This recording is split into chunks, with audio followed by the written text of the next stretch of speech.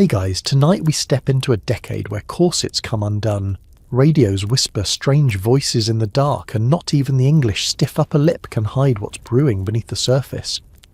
You're in England, but not the one with top hats and carriages. This one smells like coal dust and cheap perfume, like cigarette smoke and fresh ink on suffragette banners. It's 1920. You won't believe this, but the world has just survived a war that killed over 700,000 British soldiers, and now, somehow, it wants to dance.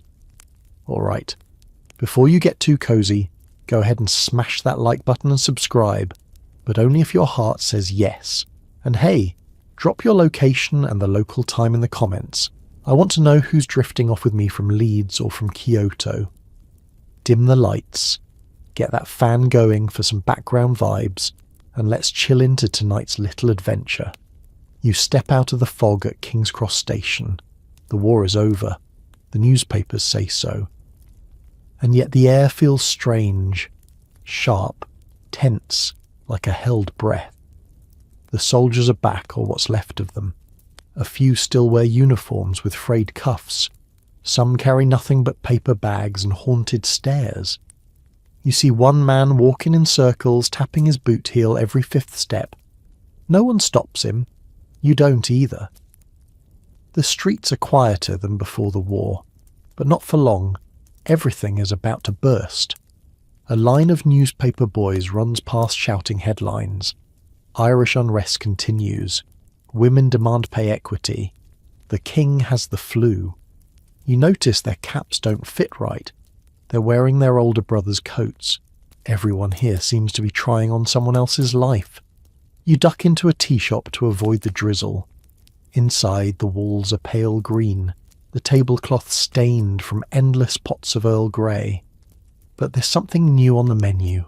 American coffee. You ask the waitress about it. She shrugs. The Yanks brought it, she says, and jazz, and chewing gum, and dancing that looks like falling down the stairs. In the corner, a gramophone coughs out scratchy notes of ragtime. A woman with crimson lipstick and a cloche hat taps her foot.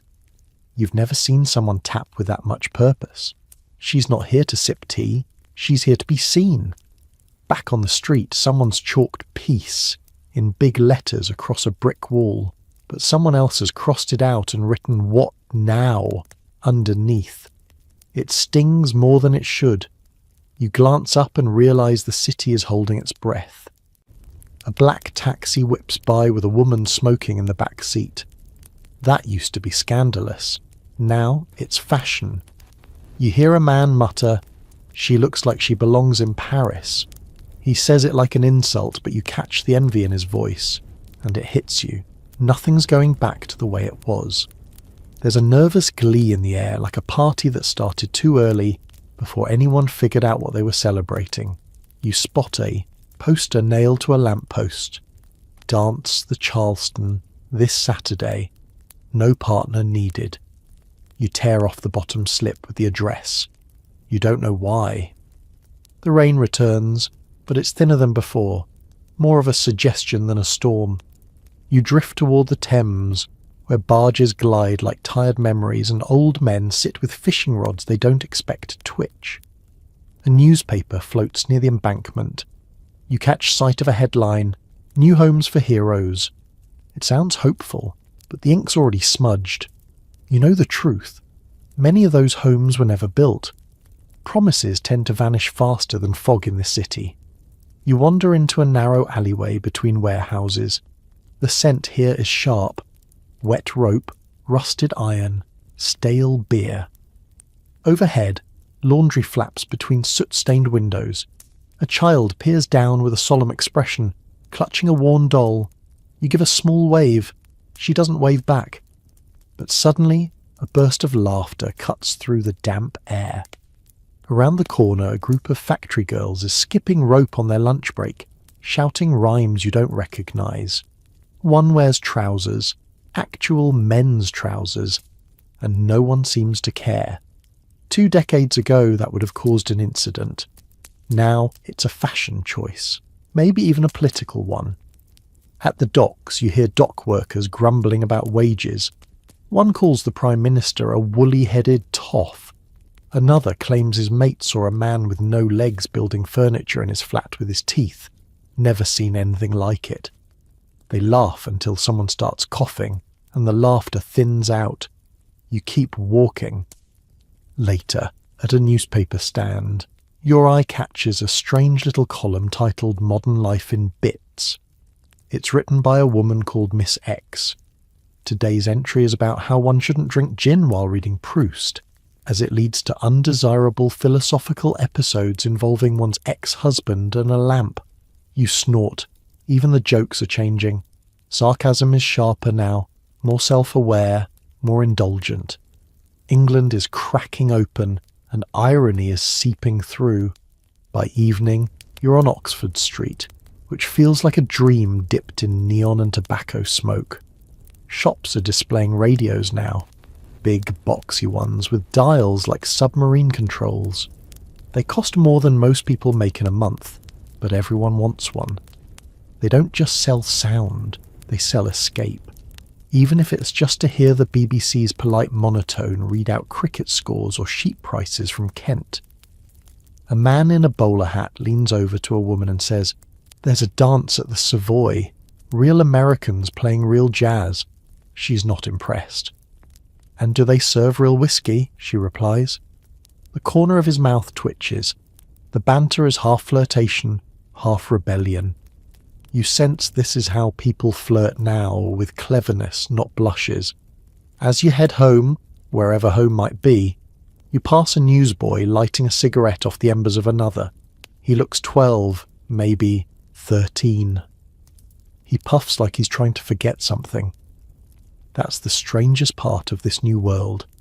Everyone's too young and too old at the same time.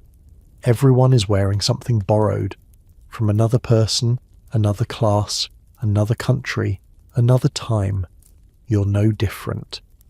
And somewhere, barely audible under the trams and footsteps and distant jazz, a new rhythm is thudding beneath the surface. It's not just a beat, it's the sound of something waking up. You wake to the sound of high heels on cobblestones and realise you're not in your grandmother's England anymore. The sun slices through lace curtains, landing squarely on a row of cosmetics you don't remember buying.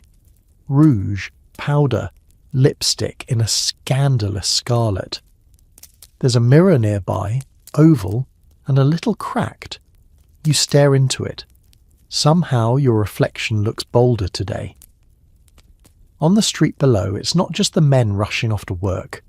Women click past in tailored suits, some with trousers, most with bobbed hair that would have shocked a rector a decade ago. One lady pauses to light a cigarette from the flame of a newsboy's match. She exhales slowly, watching the smoke curl upward like it belongs there. You step out onto the sidewalk and nearly get hit by a delivery bicycle carrying a stack of the Tatler. The cover girl has marcelled hair and a hemline far too high to be accidental. You glance down at your own skirt. The hemlines are rising like tides, and you didn't even notice until now. Around the corner, a barber shop is doing brisk business, but the clientele isn't just men. Inside, a young woman perches confidently in the chair, her curls falling to the floor. The bob is in. Not just as a hairstyle, but as a manifesto. Short hair says, "I don't need your permission." Short hair says, "I work, I vote, I dance." A bit of soap residue still clings to her neck as she walks out, chin lifted like she's just passed a test. At the haberdashery, a girl no older than 20 holds up a fringed dress to the light. It sways like a wind chime. She presses it to her chest and spins in place, ignoring the disapproval of an older woman nearby. That older woman clutches her handbag tightly and mutters something about no shame these days. But even she knows that shame is starting to go out of fashion. And then there's the makeup. It's everywhere. Women are painting their faces boldly, eyes dark as secrets, lips red as rebellion. You stop to watch one apply it in the reflection of a shop window. Her hands don't tremble. She knows exactly what she's doing. She isn't hiding. She's declaring. It's not about attracting men, not anymore. It's about claiming space, about saying, I am here, and you will look at me. A man stumbles past half drunk even though it's only 10. He mutters, she looks like a film star. But not with admiration. More like confusion. Because she's walking alone, without a chaperone, with confidence carved into every step. That's the part he can't reconcile. You overhear a conversation between two seamstresses on break. One talks about a friend who danced at the Embassy Club in Mayfair, wearing a backless dress and no corset. You could see her shoulder blades, she whispers, like wings. They giggle, but there's reverence in their laughter too. It's not all joy though. For every woman who cuts her hair, there's another nursing bruises from a man who hates the change. Some husbands throw away the lipstick, forbid the new dresses. Others don't come home at all. But something irreversible has begun. The women walking these streets know it, even if they can't say it out loud yet. You stop at a window displaying mannequins in lace bras and sheer chemises. A man standing nearby pretends not to look. He fails.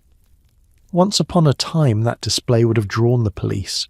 Now it draws shoppers. And you realise, in this new world, femininity isn't something hidden anymore. It walks proud, smokes in public, and swings its hips to syncopated beats. That afternoon, you follow the steady tap of heels and laughter to a side door of the Lyceum Theatre. A group of women is gathered near the alley, finishing cigarettes before a matinee. They wear the same dresses as the actresses inside. Dropped waists, silky sheens, fringe that flutters with every move. They aren't performers, though. They're teachers, typists, shop girls. The fringe isn't for applause. It's for the thrill of hearing it swish as they walk. One of them notices your gaze and flashes a grin. You can't wear feathers and be a doormat, she says, flicking ash onto the cobblestones.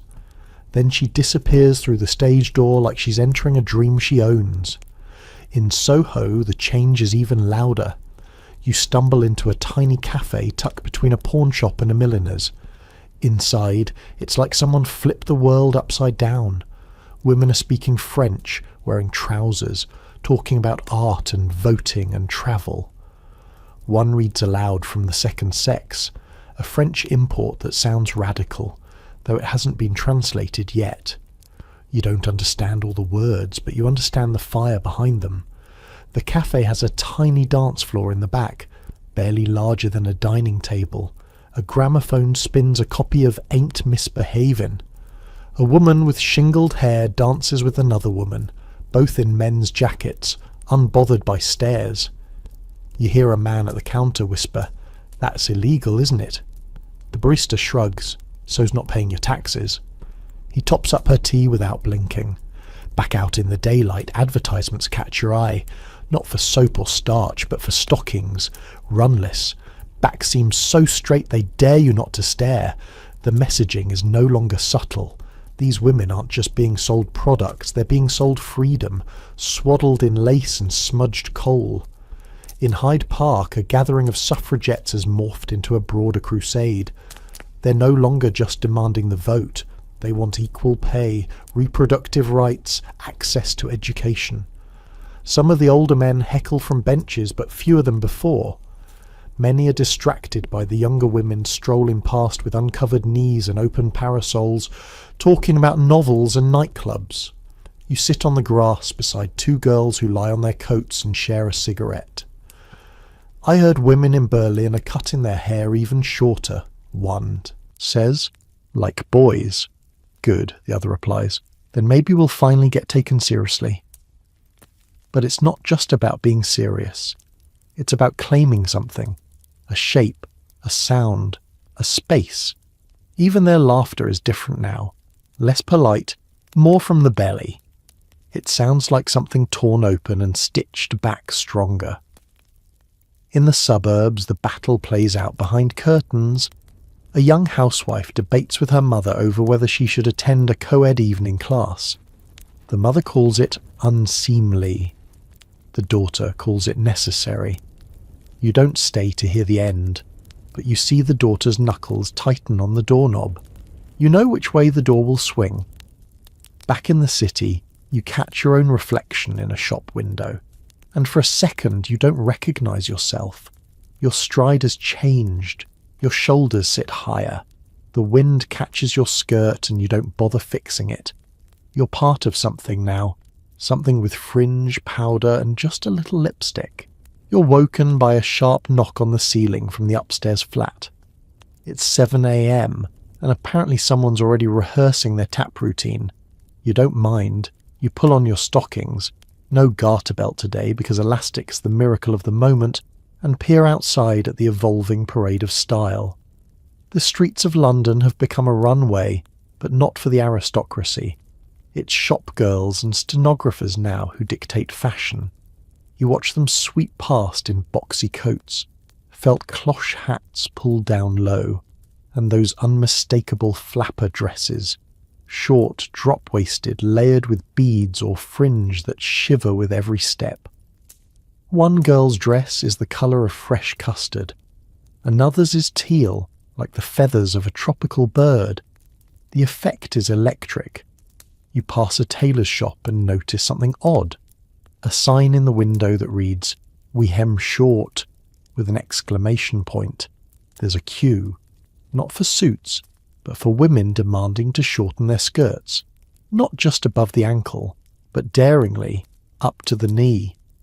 Last season's fabric is literally being cut away in chunks.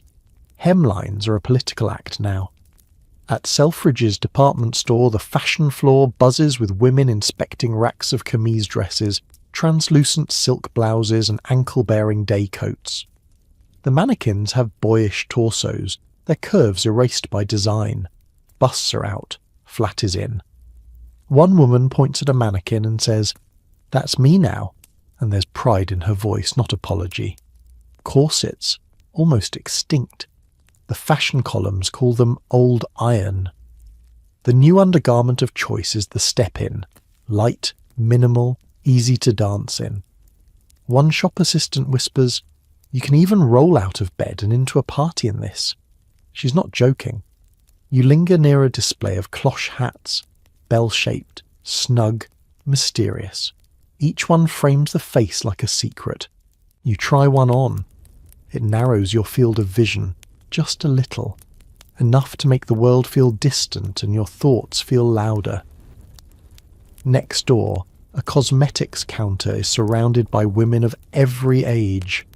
A young girl dabs rouge on her cheeks with 2 fingers. A woman in her 40s expertly paints a cupid's bow on her lips. A grandmother mutters, "All this face paint, and for what?" But she doesn't leave. She picks up a small tin of violet-scented powder and sniffs it. In a back corner, tucked behind a column of hat boxes, 2 shop assistants gossip about Lady Diana Manners. "Did you see her at the ball? That dress could have been illegal." The other one smirks. "She looked like Botticelli with a hangover." They laugh, but it's admiration disguised as mockery. The aristocrats still set trends, but now they're racing to keep up with the girls in the typing pools. Back on the street, you catch a glimpse of an old man staring at a flapper crossing the road. His jaw twitches like he's biting back disapproval, but he doesn't look away. The girl smiles at him. Not a sweet smile, but one with teeth. She knows exactly what he's thinking. And you? You're beginning to realise something. This isn't a moment. It's a movement. You tug at your own skirt hem, maybe an inch shorter, maybe 2. You find yourself in a photography studio on Fleet Street, drawn in by the soft flash of magnesium light and the heady scent of chemicals. A young woman perches on a stool before a painted backdrop of palm trees and pyramids. Utterly ridiculous. Utterly perfect. She's not wearing the stiff satin of her mother's generation, but a sleek lame gown with a neckline that practically winks. Her hair is slicked back, lips are shiny oxblood. She leans toward the camera and says, "Make me look like Theda Bara." If Theda had a bank job. The photographer doesn't laugh. He nods. This is serious business now. You flip through a stack of proof sheets. Women smirking, women smoking, women lounging across fainting couches like they've never fainted in their lives. The poses are confident, almost defiant. Somewhere between "don't you dare look at me" and "I know you will anyway." Back on the sidewalk, you spot a crowd near a billboard. It's not a political poster or a war memorial. It's a giant lipstick ad. Elizabeth Arden's new evening rouge. The colour of the daring. The woman on the poster has the same hairstyle as the flapper you saw this morning. The same stare. And every woman looking up at it seems to be calculating. Could I wear that? Would they stare? Would I mind if they did? You trail behind two ladies pushing baby prams while comparing nail varnish brands. One mentions a product from America that doesn't chip. The other frowns. Seems a bit vain, doesn't it? Then adds, "What colour did you say?" In the train carriage later, you're seated opposite a woman reading Vogue. Her gloved fingers are smudged with coal, a row of shopping bags gathered at her ankles. She doesn't apologise when her perfume overpowers the compartment. She just turns the page and lifts one eyebrow at you. Imperial, amused. The message is clear. This space belongs to her too. You think of the older generation, your mother's friends with their lace collars and fainting salts. They once whispered that good girls didn't powder their noses in public. Now the phrase itself is a joke. You saw a woman apply mascara on a moving tram, unbothered by the swaying or the stairs. At a quiet cafe tucked behind Marble Arch, a few fashion students sketch passers-by. One of them murmurs that she's designing for the future woman. No corsets, no puff sleeves, just lines, movement, ease. Her tutor leans in and says, "Design what they want before they know they want it." You write that line down without thinking. It feels important. As evening falls, you pass a party in full swing at the top floor of a townhouse. The windows are open, the music drifting out like perfume. Laughter, high and wild. A silhouette dances in the window, her hem flashing above the knee. For a moment, the gaslights flicker and catch her mid-spin. She's not trying to be elegant. She's trying to be alive. And down on the street, someone watching sighs, not with judgment, but with longing. Change always looks brash from the outside, but from the inside, it feels like freedom. The morning paper is still damp from the dew when you pick it up, and right on the front page is something that would have been unthinkable 10 years ago. A photograph of a woman voting. Not a queen or duchess. Just a teacher from Sussex in a cloche hat and sturdy shoes, casting her ballot like she's done it 100 times. She hasn't. It's only been 2 general elections since women over 30 were granted that right. And already, the line at the polls stretches around the block. You wander down the street and overhear 2 old men grumbling on a bench. Next, they'll be wanting to run the country, one says, flicking ash off his sleeve. The other nods solemnly, then mutters, "Wouldn't be worse than what the chaps are doing now." They both fall silent. You head into the town hall where a notice board displays the results of last month's local elections. Several women's names are listed among the councillors. One even heads the sanitation committee. A clerk explains, not without a hint of pride, that she pushed through the installation of public washrooms for women. Took 4 men to argue about it, and 1 woman to do it, he chuckles. At a cafe across the street, you spot a woman flipping through the Suffragette Weekly. Her fingers are ink-stained, her eyes sharp. She folds the paper to show her friend an article. Why equal pay is not a fantasy.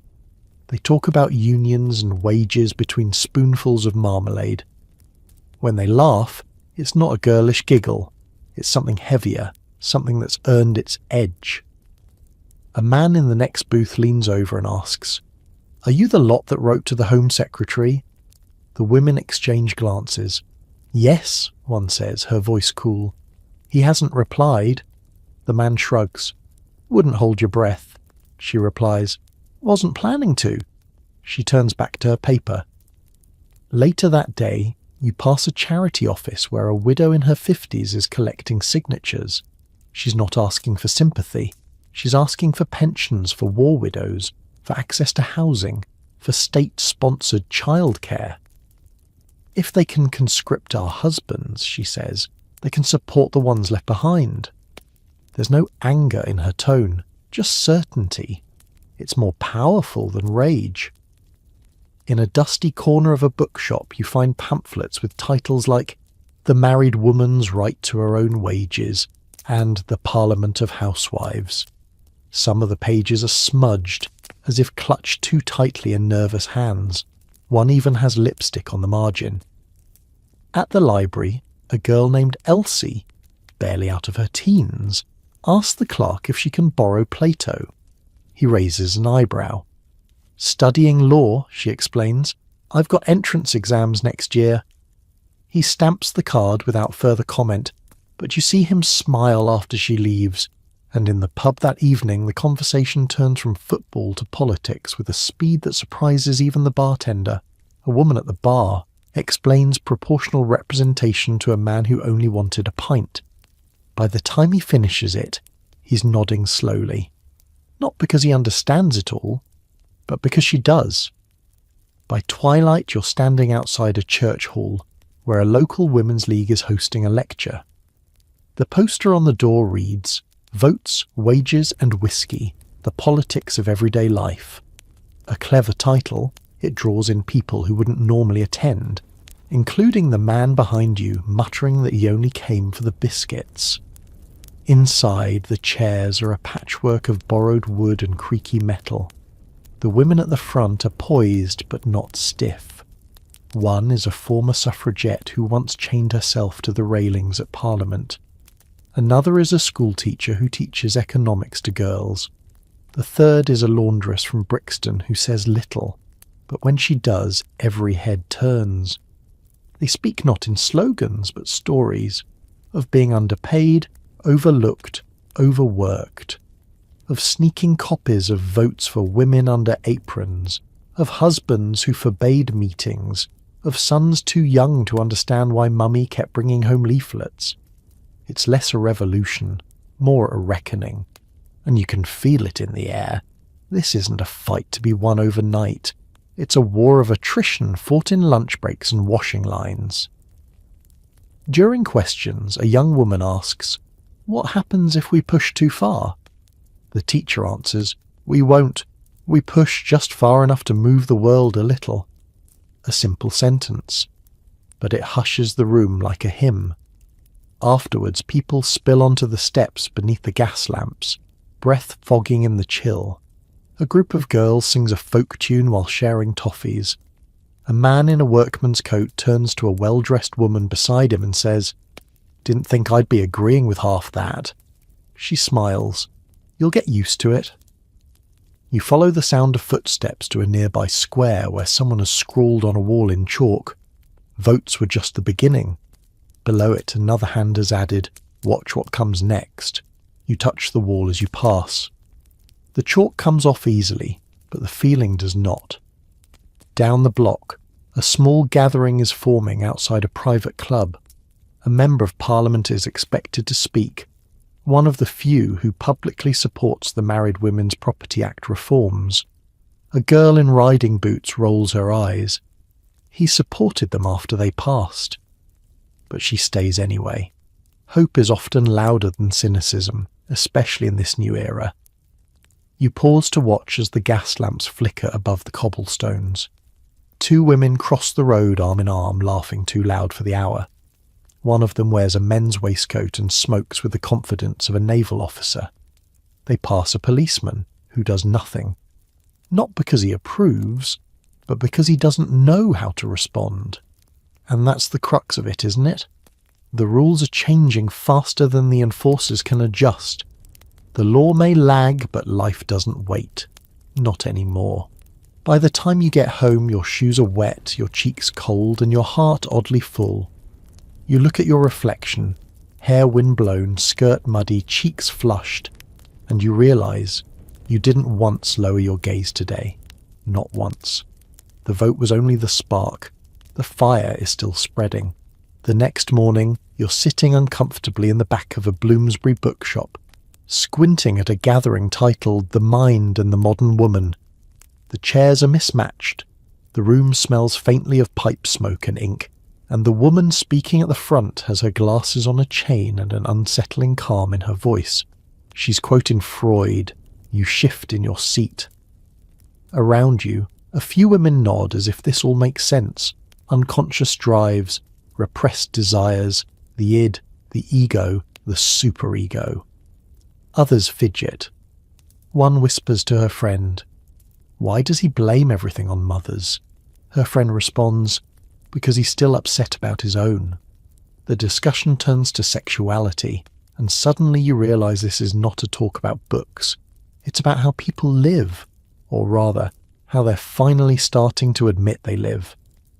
For the first time, you're hearing people speak openly, not in hushed euphemisms, but in bold, often uncomfortable words, about passion, repression, pleasure, and shame.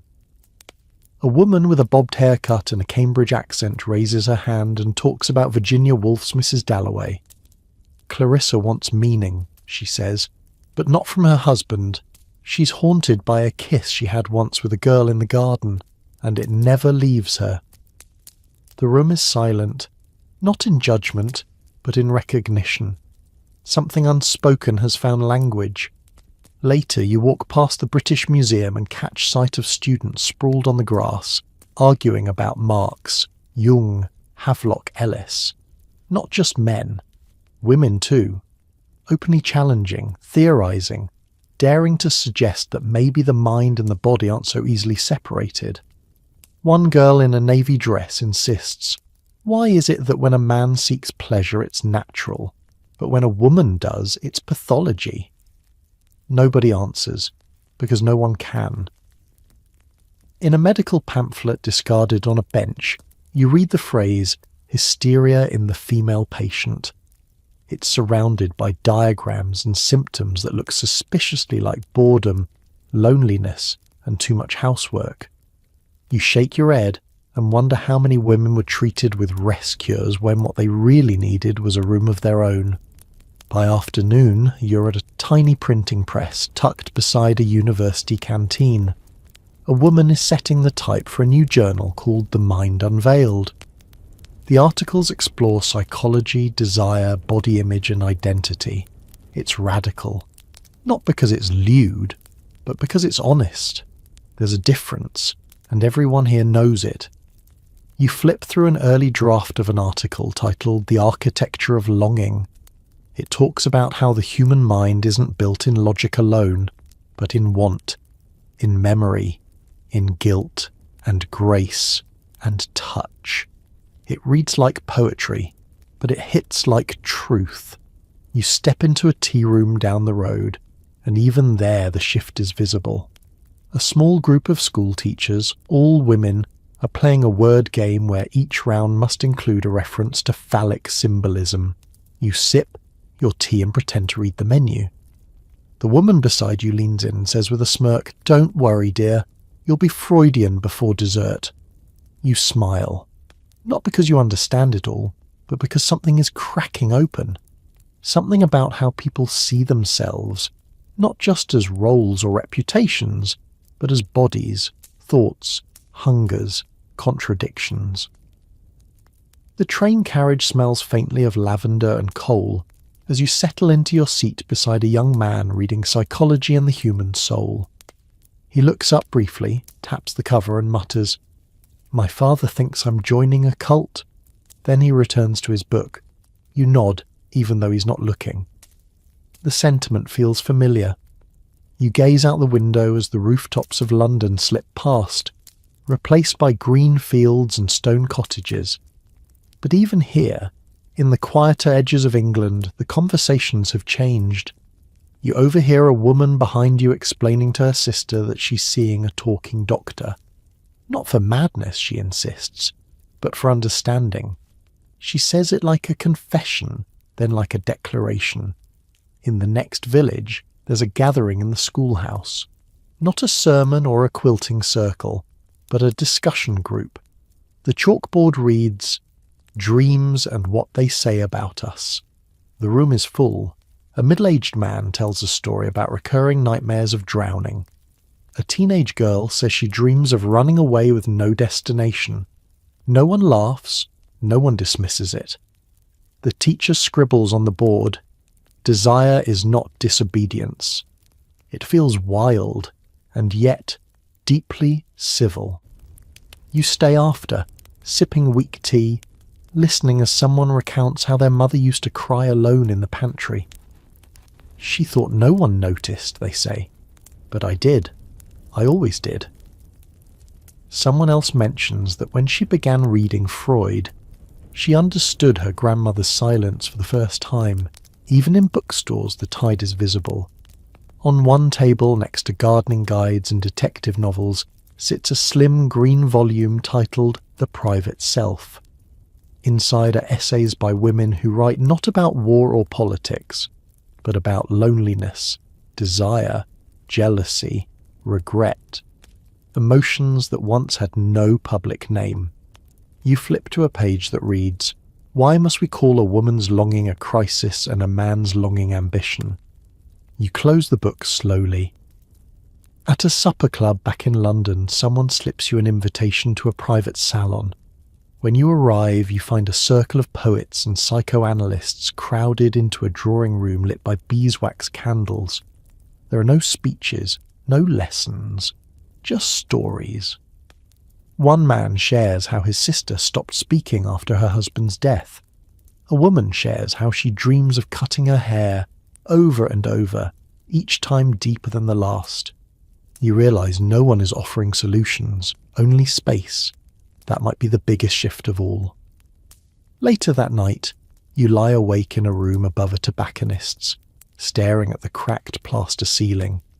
You think about how strange it is to be alive in a time when people are finally saying what they feel, not whispering, not veiling it in poetry or pretending it doesn't matter. You touch your own chest lightly. There is no diagnosis for what you feel, no diagnosis needed. Just a sense that, at long last, the inner world, the real one, is being invited out into the light. You wake up to the sound of static, then music, bright, tinny, full of trumpets. It's coming from the downstairs flat. Someone's left their wireless on again. You groan, throw on your dressing gown and press your ear to the floor. The voice of a BBC announcer cuts through. And now, the shipping forecast. It's the most English sentence you've ever heard, but somehow it feels revolutionary. Because 10 years ago, no one had voices floating through the air like this. You step out onto the street and see it everywhere. Wooden radio cabinets in front parlours, wireless aerials sprouting on rooftops like spindly iron weeds. At the corner shop, there's a poster that reads, "Heard the news today? You're the last one." The wireless isn't just a gadget, it's a phenomenon. And more importantly, it's the first time that rich and poor alike are hearing the same thing at the same time. You pass a laundress and a banker arguing about a cricket match they both heard on the radio. It's the same match, same voice, same broadcast. In a society so tangled in class, that's no small feat. In a pub in Islington, the patrons have gone silent as the evening news comes crackling in. A barmaid shoos a man away from the set when he tries to fiddle with the tuning. "It's the King's address, you dolt," she says. They all stand and listen, eyes slightly glazed, jaws tight. The war may be over, but that voice, steady, royal, human, still carries weight. When the speech ends, no one claps. They just nod. Back on the street, a young boy sits cross-legged on a doorstep with an old crystal set in his lap. The headphones are comically large on his head. He grins and whispers, "Dance music, from America." You squat beside him and listen. It's fuzzy, but the rhythm is unmistakable. Jazz, scratchy and fast and alive. You feel your foot tapping before you realise it. At a wireless shop, a crowd gathers to watch a live demo. The shopkeeper turns the knob, and the voice of a woman comes through, strong and clear. She's reading poetry. The crowd leans in as if she might step through the speaker and into their world. A man next to you mutters, "Sounds like she's in my pocket." He's not wrong. In Camden, you visit a tiny tenement where 6 families share one wireless. They've put it on a crate in the hallway. At exactly 6 p.m, everyone comes out, dragging chairs, stools, even a chamber pot flipped upside down for a seat. Tonight it's a broadcast of Pygmalion. A few laugh, one woman weeps, and someone yells, "He's a right tosser, that Higgins." No one disagrees. Later that night, you sit in the front room of a middle-class couple, friends of a friend. The wireless cabinet is polished like a shrine. Before the 8 p.m. news, the husband hushes the room. The wife adjusts the volume. Even the cat stops licking its paw. The announcer begins, clipped vowels, measured cadence, absolute authority. When it's done, the room exhales as one. And just like that, you realize this isn't just entertainment. It's intimacy. It's control. It's a shared national pulse. And it's only just begun. The next morning, you wake up humming a tune you don't remember learning. It's from last night's radio play, something about a sailor and a gramophone. You never saw the actors' faces, but somehow their voices stayed with you. That's the magic of it. Sound without sight, intimacy without presence. Downstairs, the butcher's boy is whistling the same tune. You pass him on the stairs. He nods and says, "Heard it on the light program." You smile. Without planning it, you've both lived the same story. In a cafe near Covent Garden, you overhear 3 waitresses arguing over the voice of a radio announcer. "He sounds posh but kind," one says. "He sounds like he's judging me," says another. "He sounds like my bloody landlord," the third adds, drawing laughter. It's strange to think how invisible voices are shaping so many visible moods. You stop by a wireless repair shop where a woman in overalls is elbow deep in the back of a radio cabinet. She's rewiring the set for better reception. "Can't miss the children's hour," she says. "My boy loves the fairy stories." You raise an eyebrow. "And you?" She shrugs. "I like the farming reports." Then deadpan, "I've got turnips to consider." Even the libraries have gotten in on it. The new bulletin board lists radio lecture times. Tonight, Electricity in the Future by Professor Lancelot Hoggins. No one knows who he is, but the hall is booked out. In the countryside, you visit a small village where the church bells chime every hour. But the real gathering happens at 9 p.m. in the public hall. A wireless has been installed on a high shelf, and the benches fill quickly. Tonight is comedy night. The children shriek with laughter. One old man laughs so hard his false teeth clatter to the floor. Someone offers him a boiled sweet as consolation. Even the advertisements creeping into broadcasts have a curious charm. One jingle for toothpaste gets stuck in your head all day. For a smile so bright, even gaslight dims. It's annoying. It's genius. You hate how much you like it. You take a train north and find yourself seated next to a woman knitting something impossibly complex. She hums along to a melody playing from her portable receiver. When you ask what station, she says, "BBC Manchester. They do proper music up there." You listen. It's a slow waltz, and suddenly the whole carriage feels like it's swaying to the same rhythm. And then there's the silence, the peculiar hush that falls when the radio cuts out. In a tenement in Whitechapel, you witness it. A family of 7 sitting silently after the batteries die mid-broadcast. No one moves. No one speaks. It's like a spell has been broken. The youngest boy whispers, "Can we fix it?" His father sighs and says, "We'll try." Because it's not just a box. It's not just a voice in the dark. The wireless has become a lifeline to stories, to connection, to to the feeling that you and thousands of others are not alone in your thoughts. And as you climb into bed that night, the static from your neighbour's flat leaks through the wall. It's soft like wind through reeds, and it makes you feel, oddly, safe. The streets are louder tonight, not with traffic, though the occasional taxi backfires like a cannon, but with music. Real music.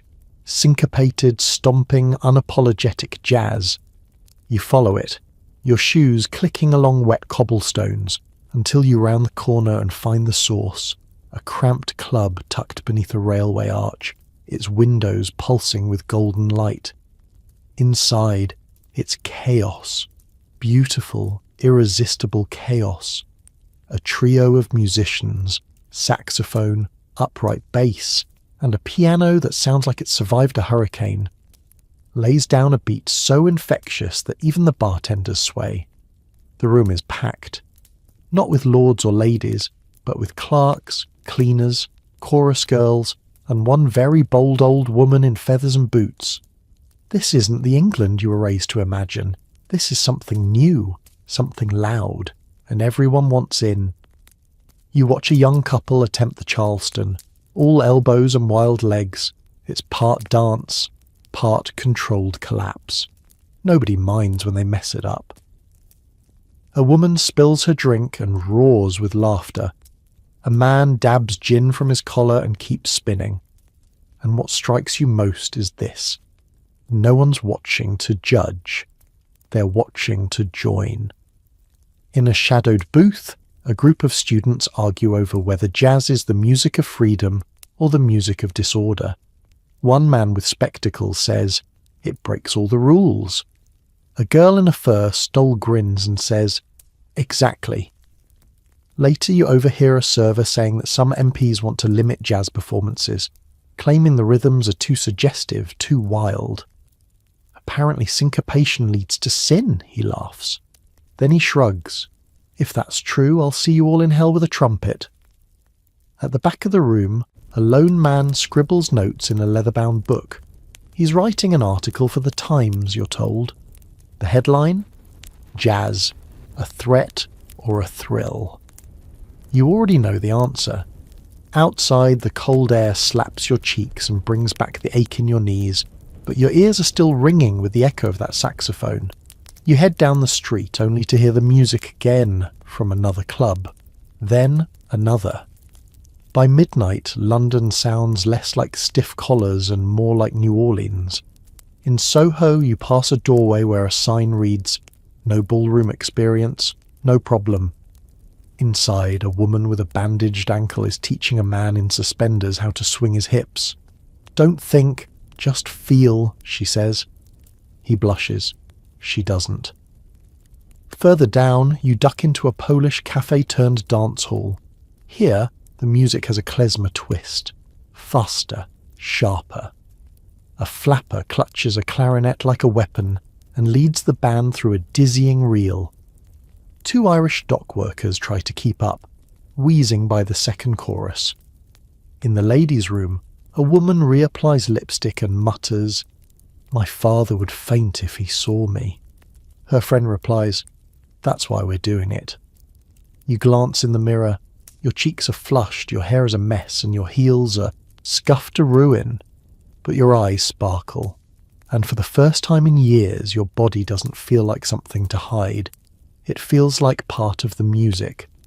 The streets are quieter now, but the music hasn't really stopped. It's just moved inside your bones. You wander past the embankment, hearing the phantom echo of brass and drums in your footsteps. Somewhere nearby, a taxi backfires, and for a second, it sounds like a snare hit.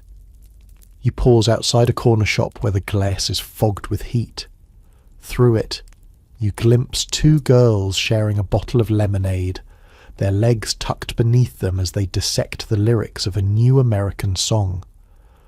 "Did you hear what she said?" one asks. "He treats me like I'm made of jazz. What does that even mean?" The other just smiles, dreamy-eyed. It means she likes it.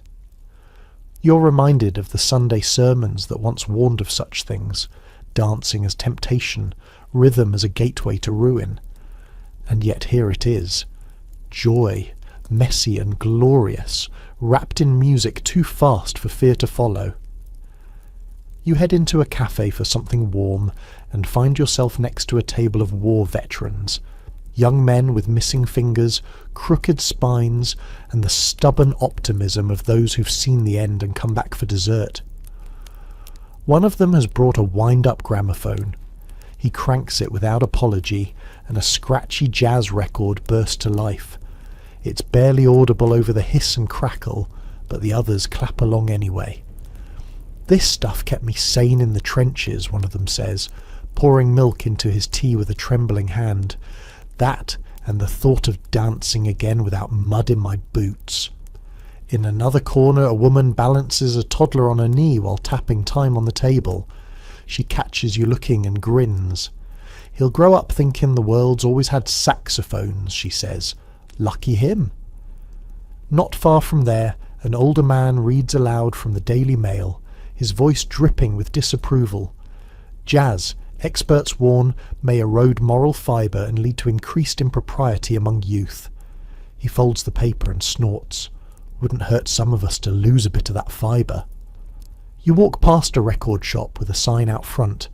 "New shipment, Bessie Smith, Louis Armstrong, Duke Ellington." A boy barely 16 peers in, his nose pressed to the glass. Behind him, his father waits impatiently. "You've never even been to America," the man says. The boy replies, "Neither's the music, but it found me anyway." As you make your way home through the fog-thick lanes of Bloomsbury, you pass a ballroom where couples drift like smoke across polished floors. The music here is slower, more elegant, still jazz, but softened, restrained. One woman rests her head on her partner's shoulder, mouthing the lyrics to herself. You recognize the song. You heard it at the club earlier, but here it's become a lullaby. Back at your lodging, you kick off your shoes and sink into bed. Your feet ache. Your dress smells of sweat and perfume, and your ears still buzz with the brass. But you're smiling, because somehow, between the syncopation and the sweat, something new is forming. Something freer, wilder, unapologetically alive. And England, grey, buttoned-up England, is learning to swing. The morning begins with headlines, and not the usual ones. You stand outside a tobacconist's shop as a boy pins the fresh broadsheets onto the wooden board. "Unrest in India grows," the Manchester Guardian reads. Another in blockier print shouts, "Gandhi arrested again. Civil disobedience movement gains steam." You tilt your head and realise something strange. People are actually stopping to read. Not just glance, but read. And not just the wealthy men with time to spare, but clerks, delivery boys, even a maid with a shopping basket full of tinned beef. A man beside you mutters, "About time the Empire had a good shake." You look closer. He's wearing a veteran's pin on his lapel and has a missing index finger. His wife pulls gently at his coat sleeve, but he doesn't budge. At a cafe down the block, the news is all anyone can talk about. You overhear one woman saying, "My cousin works for the East India Company. Says the locals aren't even angry. They're calm. That's what scares the officers most." Her friend lowers her voice. "It's that Gandhi fellow, isn't it? The one who spins his own cloth and starves himself." The first woman shrugs. "Odd man, but powerful." You've noticed it more lately, this tremor under the Empire's skin, a nervous itch in the voice of politicians, a wrinkle in the way colonials are spoken of in drawing rooms. You pass a gentleman's club and hear a cluster of voices debating loudly. "He's a lunatic," one says. "He's a saint," says another, and then a third voice cuts through. "He's winning. That's what he is." The Empire may still stretch across the map, but in the music halls the jokes now have teeth. You catch a routine at a smoky club in Shoreditch where the comic quips, "We used to conquer countries for tea, now they're telling us how to make it." The audience laughs, but there's an edge to it. Less amusement, more recognition. Outside the National Gallery, a group of university students waves hand-painted placards. "No peace without justice," one reads. Another, "We're not all colonialists." You ask one what they're doing. She replies, "Reading Fanon, discussing race, trying not to be cowards." Then she smirks. You know, Tuesday. In an Indian-owned textile shop off Whitechapel Road, you stop to admire a display of colourful hand-spun scarves. The shopkeeper is a wiry man with gold-rimmed glasses who offers you tea. You ask him about the unrest. He smiles without warmth. "We send them cotton. They send us chains. Not a fair trade." His tone is gentle, but it stings. Later, in a bookshop in Chelsea, you stumble upon a shelf labelled Empire, Race and the New Century. Most of the books are worn, dog-eared. Several are banned in other countries. One is a collection of essays by Indian writers in English. Crisp, elegant, defiant. You flip to a line that reads, "We write in your tongue, not because we love it, but because you cannot ignore it." You pause. The room feels heavier than it did before. That evening, a fog creeps over London as you pass by the docks. You see ships being loaded, crates bound for Nigeria, Jamaica, India. A sailor rests on a barrel smoking a pipe. He nods toward the ships. "Empire still floats," he says, then adds, "but it's leaking." You believe him. That night you follow the sound of music, not the thunder of jazz this time, but something softer. You duck into a small hall near Spitalfields, where a string quartet is playing to a half-filled room. On the stage, behind the music stands, you spot something that makes you pause. The cellist is a black woman. Her posture is perfect, her gaze steady, and her bow hand doesn't tremble for a second. No one announces her. No one explains. She plays. And the silence that follows her final note is the most respectful sound you've heard all day. After the performance, a man behind you scoffs. I suppose they'll be playing sitars next. A young girl beside him turns round and says, "I hope so." She leaves without waiting for a response. The next day you find yourself in Brixton, and the shift is even more palpable. On the corner of Electric Avenue, Caribbean shopkeepers banter with Cockney vendors over crates of bananas and dried saltfish. There's curry in the air, laughter in the shop fronts, and radio static bleeding from every window. You pass by a boarding house that smells like pepper and boiled plantain. A boy on the stoop asks if you've heard the Trinidadian trumpeter playing in Soho. "He's better than Armstrong," he says, "but he's brown, so they won't book him on the big stage." He's not bitter when he says it, just honest. In the library, the new poetry section features names like Claude McKay and Rabindranath Tagore. You flip through Harlem shadows, finding verses that speak of London fog as much as New York nights.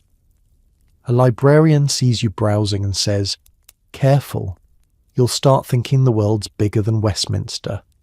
You step into a cafe that doubles as a political meeting place, an unofficial club for Indian students, West African merchants, and English radicals. On the wall hangs a map of the British Empire, but it's been defaced with bright red pins and scribbles. Someone scrawled "Not Forever" across it in bold black ink. A man in the corner reads aloud from a pamphlet. "Decolonization is not chaos, it is correction." You don't catch the author's name, but the room nods. At a theatre that night, you watch a play by a Nigerian playwright. The cast is mixed, the dialects blended, the story uncomfortable. It's about a soldier who returns to Lagos after serving in a British regiment, only to find himself a stranger in both worlds. The final line lands like a stone in your chest. "I fought for a king whose voice I never heard, but I bled in my mother tongue." When the curtain falls, the applause is quiet at first, then swells. No one speaks as they file out, Even in the pubs, change is bubbling. A barmaid jokes that the empire's shrinking faster than her tips. A dock worker mutters that he's tired of shipping out tea and getting back unrest. You watch a white man and a Jamaican sailor play dominoes, grinning as they slap down the final tiles. You expect tension. There is none. Not yet. But tension will come. You feel it crackling in the air, humming under every polite conversation, every paper-thin headline. The empire's grip is loosening, not in grand speeches, but in moments like these. Moments where voices once silenced now hum through the crowd like wireless static, waiting for someone to tune in.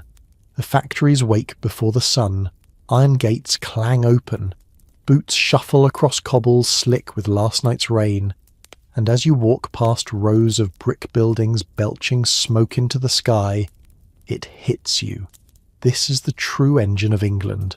Not Parliament, not the bank. But this.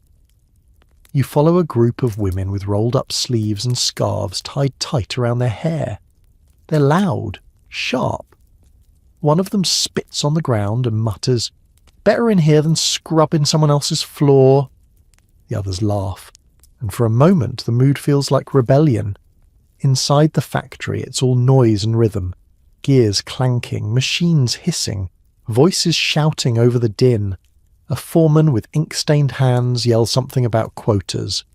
No one looks impressed. One girl, barely 20, turns the wrench the wrong way on purpose, just to make him walk over again. The bulletin board is cluttered with notices, pay schedules, lost gloves, a handwritten flyer about the Women's Industrial Council meeting this Friday. Someone's added, in pencil, with biscuits. During break, the workers gather in the yard, squatting on crates and metal drums. One lights a cigarette and declares that the strike up in Sheffield is going to spread. Another says her brother got fired for asking about sick leave. Told him to lie down on his own time, she scoffs. He's got pneumonia. A boy in suspenders passes around a copy of the Daily Herald, folded to a column titled Labour and the Future. He reads aloud, "We built the empire, but we can't afford coal. We serve the city, but can't afford a room with a window." The crowd listens. One woman mutters, "Whoever wrote that's been to my flat." Later, in the pub down the road, the mood is thicker. No jazz here, just smoke and arguments. A man leans on the bar, shouting that the working class is being squeezed to death. And still they tell us to be grateful, a schoolteacher nods from his stool. They don't need gratitude, they need silence. No one is silent. The barkeep has a poster behind the counter. Support the miners, bread and coal for all.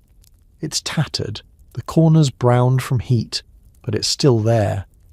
You ask him why he hasn't taken it down. He shrugs. Because I still believe it. At the back table, an elderly man with rheumy eyes and hands like bark tells a story about the 22 general strike. How the trains stopped, the lights dimmed, and people walked miles just to stand on the picket lines. The rich called it chaos, he says. We called it breathing. You walk home past shuttered shop fronts and lampposts with protest flyers fluttering in the wind. You're not alone, one reads. Your wages say everything. Another is just a cartoon of a toff stepping on a worker's back, and the worker reaching up to tie the toff's shoelaces together.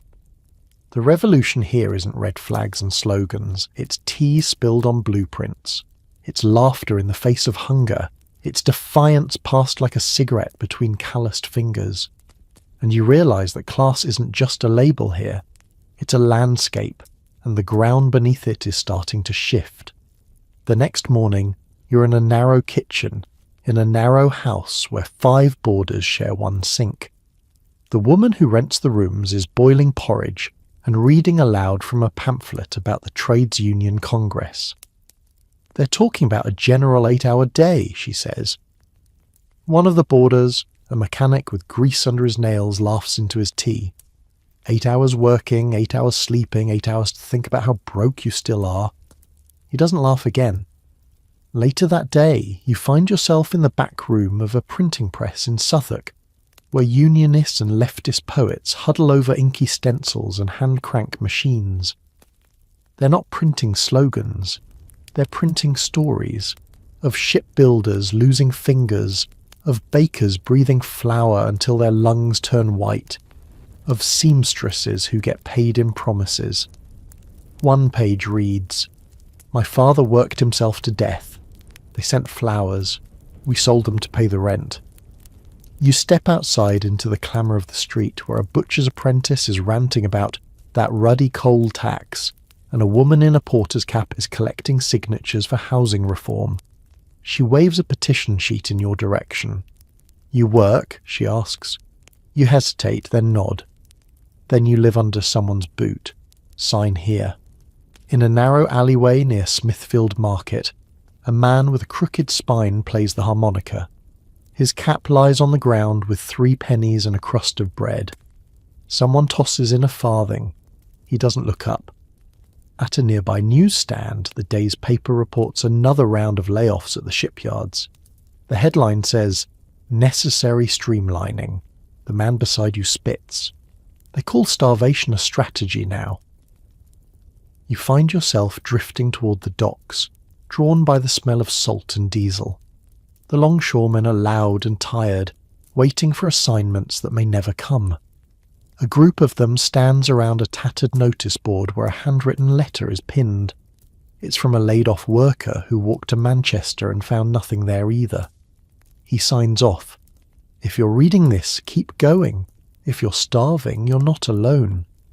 A man next to you points at the note and says, "He'll be forgotten in a week."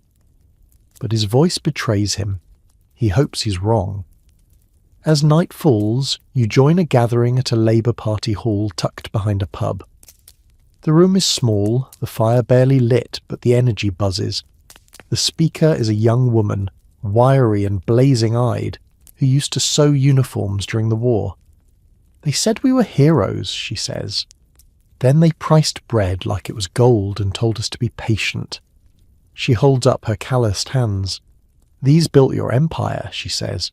"Now we want something. Back." There is no applause, just murmurs, determination. You feel it in the floorboards. Outside, a group of young workers leans against the brick wall, smoking roll-ups and sharing gossip about the next union vote. "Reckon it'll pass?" one asks. "Dunno," says another. "But if it doesn't, we march." And just before you head home, you hear something strange. A song. Low, steady, sung in a dozen different voices. Miners, typists, cleaners, boys barely shaven. We're the dust beneath their feet, but the wind has turned. Now we don't sleep. The words aren't printed anywhere, but somehow everyone knows them.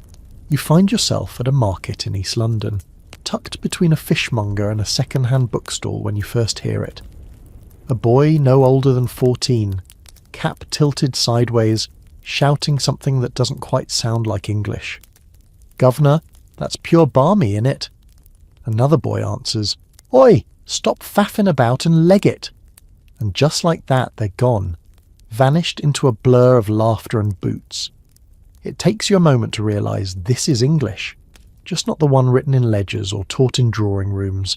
This is street English, slang, spin, swagger, and it's spreading fast. You wander deeper into the alleys and shops, your ears tuning to a rhythm that sounds like banter and boxing gloves. At a bakery, 2 girls argue about the price of jam tarts. One calls the other a cheeky cow, but they both laugh. At the barber's, a lad tells a story about his mate getting into a row at a dance hall. "Got proper blotto," he says, "like all 6s and 7s. You nod as if you understand. You don't. But you want to. Because something is happening to language in England. It's slipping from the mouths of clerks and grocers, dancers and delivery boys, and turning into something playful, sharp, elastic. Words are being bent, rethreaded, twisted into new shapes. A joke becomes a phrase. A mistake becomes a movement. You pass a newsstand where a man is reading the sketch and muttering, "Load of tosh, that." A woman beside him chimes in, "All mouth and no trousers, that one." You glance at the headline. It's about the Prime Minister. You smile. In a greengrocer's stall, a teenager tells her friend that her boss is a real pill, which apparently means unpleasant. A moment later, she describes a handsome man walking by as the cat's pyjamas. You blink. How can someone be both a pill and pyjamas? A cab driver curses someone who cuts him off. "Bleedin' daft muppet," he growls, banging the steering wheel. The woman in the back seat, perfect posture, fur collar, gives him a look. He shrugs and says, "Excuse my French." She laughs. In the corner of a pub, you hear two dock workers telling an elaborate story about a rat that got into a pie shop. The punchline? Turned out the pie was better with it. Everyone howls. Someone adds, "You're telling porkies again." Porkies. You file that one away. You step into a cinema queue where girls in short dresses and boys with slicked hair are swapping phrases as fast as film reels. Knackered. Gobsmacked. Fit as a butcher's dog. It's like watching a new dialect hatch in real time. No dictionary could keep up. But it's not just about being clever. It's about ownership. About making the English language something the working class, the young, the overlooked can shape in their own image. It's rebellion in rhyme. Dissent with rhythm. At a fish stall, a woman yells, "I ain't got two pennies to rub together, but I've got a gob full of opinions." No one dares challenge her, and you realise this isn't just about slang. It's about identity, about carving out space in a culture that forgets your name but remembers your words. So the next time someone says, "That's not proper English," you'll know better. You've walked the streets where English is being reinvented, syllable by syllable, and it's never sounded more alive. That evening, you wander through Camden, your shoes echoing in rhythm with snippets of conversation tumbling out of pubs and through open windows. It's not just slang anymore. It's a symphony of voices, Irish lilt, Yorkshire growl, Cockney chirp, West Indian melody, all crashing together in a glorious, chaotic chorus. You stop outside a record shop where two young boys are arguing. One says his favourite singer has pipes like a brass boiler. The other calls him a soft lemon. A third interrupts to say, "You lot are all daft." Then they break into laughter and disappear inside. You don't even try to decipher all of it. The meaning isn't in the dictionary, it's in the music of how they speak. In a bookshop near Charing Cross, you find a new section called Modern English. It's full of slim volumes with titles like Slang Through the Ages and The Poetry of the Pavement. One is a dictionary of criminal argot, full of terms like nicking, blag, doing a runner. You flip through, amused, until you realise half these terms are already in the conversations you heard this morning. Even the newspapers can't resist. The tabloids have started peppering their headlines with cheeky wordplay. Toff in tizzy over tart screams one headline. Another about a railway strike. Train spot of bother. The editors are catching on. The people don't just want information. They want style, bite, personality. Later that night, at a speakeasy just off Fleet Street, a singer in a silver dress croons into the microphone. Her vowels round, her consonants clipped. She sings in received pronunciation, the old standard. But between songs, when she chats with the crowd, she drops her voice into something rougher. "You all right, love?" She winks at a man near the bar. "Bit squiffy, are we?" The crowd laughs, not because it's funny, but because it's real. In the corner booth, a journalist scrawls notes. You peek and catch a line. It's not the Queen's English anymore, it's the people's. Out in the alley behind the club, a group of teens pass around a cigarette and invent new insults on the spot. You plank. You melt. You absolute sausage. Each one lands with theatrical flair. They're not being cruel, they're showing off. Words for them are a kind of sport. And here's the thing, these phrases stick. They spread. They bounce from council estates to grammar schools, from dance halls to offices clinging to the air like smoke. Some vanish within weeks. Others outlive the very people who coined them. You overhear a bus conductor saying, "Next stop Piccadilly. Mind the gap.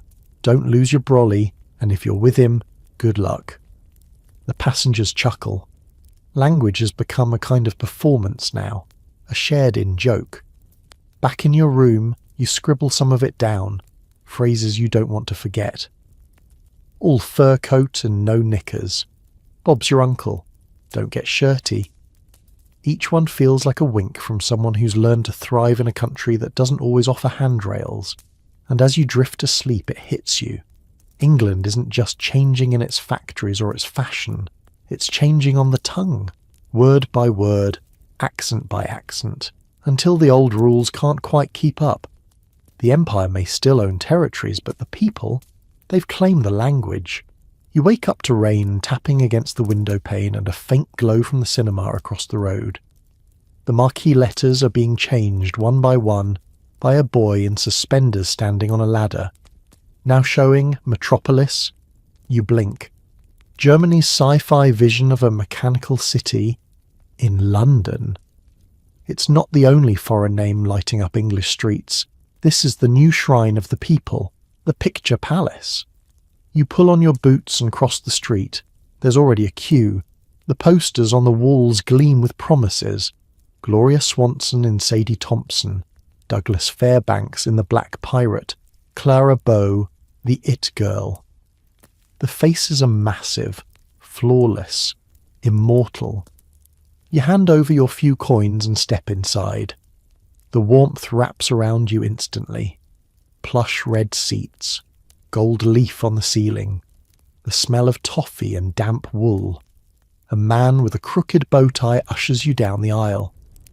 You're seated between a group of schoolgirls and a couple who clearly lied about not having brought their baby. Then the lights go down.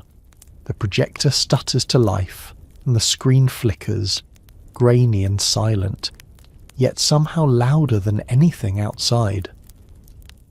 The entire theatre leans forward as one. Words flash across the screen in elegant frames. He must not know what she's done. Someone gasps. A child clutches his mother's hand. You forget the hard seat beneath you. You look around and realise this is where people come to feel something big and safe and shared. When the film ends, there's a moment where no one moves. Then a burst of applause. Not polite theatre applause, but real, working-class, grateful clapping. As you step out into the wet street, a man lights a cigarette and mutters, "Better than church." A woman nods and replies, "And cheaper." You duck into a cafe where a cinema usher is on break, sipping lukewarm tea. She tells you the Saturday matinee drew nearly 500 people. "A bloke fainted during the sword fight," she says. "Had to fetch smelling salts." You ask what she thinks of the films. She shrugs. They make the day shorter. Then she smiles. And sometimes they make the nights longer. Outside, in the drizzle, you overhear a group of girls reenacting a scene from a film. One of them shouts, "I am not a weak woman," in a dramatic American accent. The others collapse into giggles. Further down the street, a new billboard goes up. "Talkies are coming!" A crowd gathers, murmuring. Some are excited, others sceptical. "Why ruin it with voices?" an old man grumbles. "The silence lets you dream." At the train station, a porter whistles the theme from Ben-Hur. A newsboy has pasted a tabloid front page with a giant photo of Greta Garbo and the words, "A face made of secrets." Even the newspapers have given up pretending cinema is just distraction.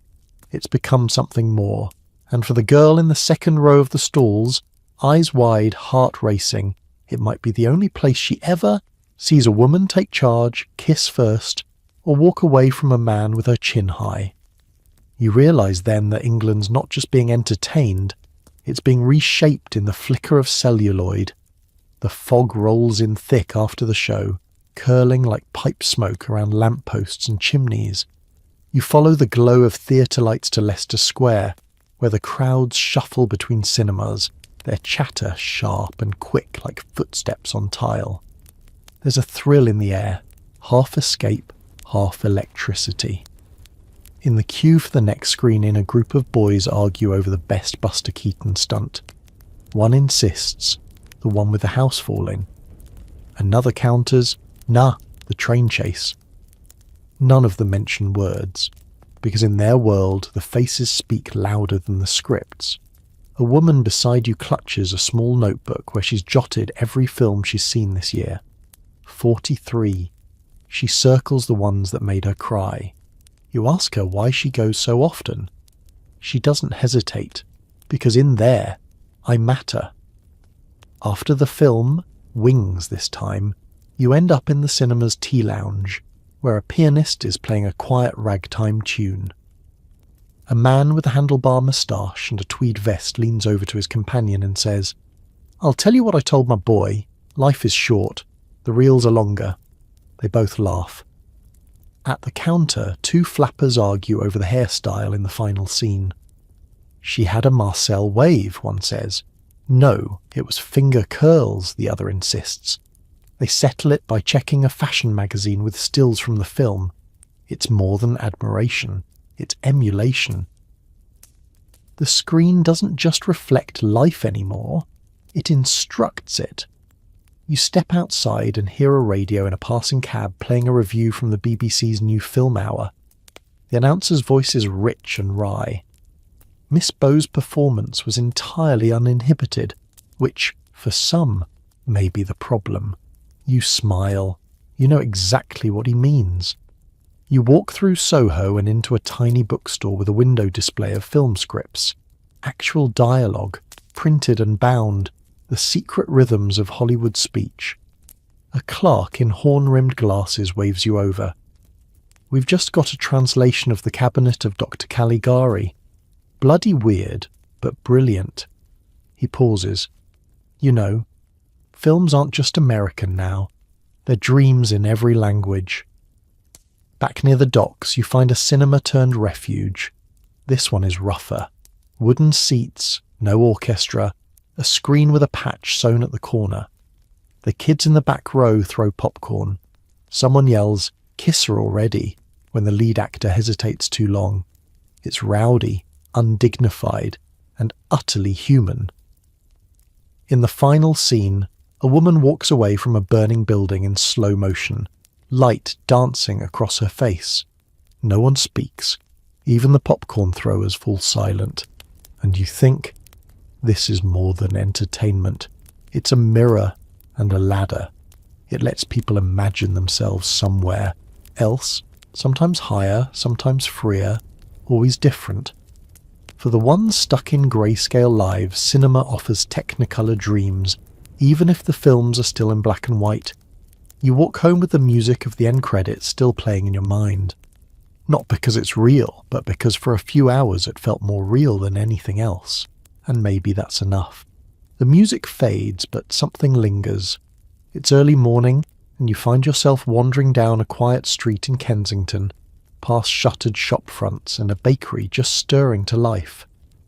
A man in an apron dusts flour from his hands and wipes steam from the window. Inside, loaves rise slowly. Everything seems ordinary, but you've started noticing the things people don't say. Like the young veteran on the bench across the street. He's got an overcoat too thin for November, and a cigarette he keeps lighting but never smoking. His fingers twitch, not from cold. You sit beside him.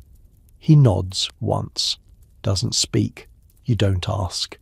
Because in 1920s England, some stories don't get told, not out loud. At the chemist, a girl with frayed gloves buys a bottle of tonic water and stares too long at the sedatives behind the counter. The pharmacist doesn't ask, just wraps the bottle and adds a mint. "For the nerves," he says gently. She doesn't answer. You cross into Hyde Park, where couples stroll and children squeal in woolen coats. At first glance, it's all charming, but then you notice the man walking in slow, rigid steps. his arms held stiff at his sides. He's young, mid-30s maybe, but his face looks older, cracked by something deeper than age. Shell shock, they used to call it. Now it's just called silence. Near the pond, a woman reads aloud to her child from the wind in the willows. Her voice falters when she reaches the part about friendship and home. The child doesn't notice, but you do. Her hand trembles as she turns the page. You hear a laugh behind you. Sharp. Too loud. A group of young men are play-fighting, drunk on early cider. One of them, red-faced and limping slightly, yells, "We survived the war, didn't we? Why not breakfast beer?" Everyone laughs. Then he sits too suddenly on the grass and stares at the sky. Nobody mentions it. You walk to a boarding house in Bloomsbury where a red-haired woman is scrubbing steps. Her husband, you overhear, hasn't spoken since France. He fixes clocks now. Clocks, of all things. Ticking, predictable. You imagine the quiet of their evenings. Her washing up, him winding gears, neither saying a word. At the train station, a soldier in uniform leans against a pillar, staring at the departures board without blinking. A porter offers to help. "No place to go," the soldier mutters.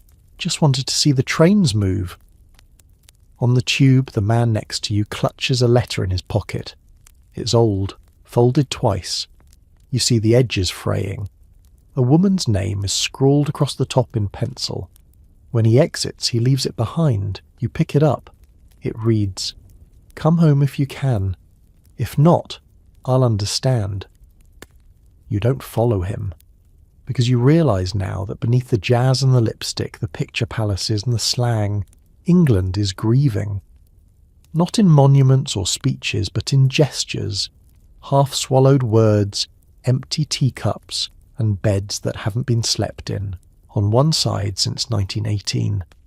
This decade may be roaring, but it's roaring over ghosts. The fog settles deeper as evening draws in, curling around lampposts like memory. You find yourself near a narrow alley behind a pub, where laughter spills from within but never quite reaches the shadows outside. Two men stand at the corner smoking in silence. One stares at the brick wall, the other watches the stars. Neither says a word, but the space between them feels like a truce. Inside, the pub is lively enough.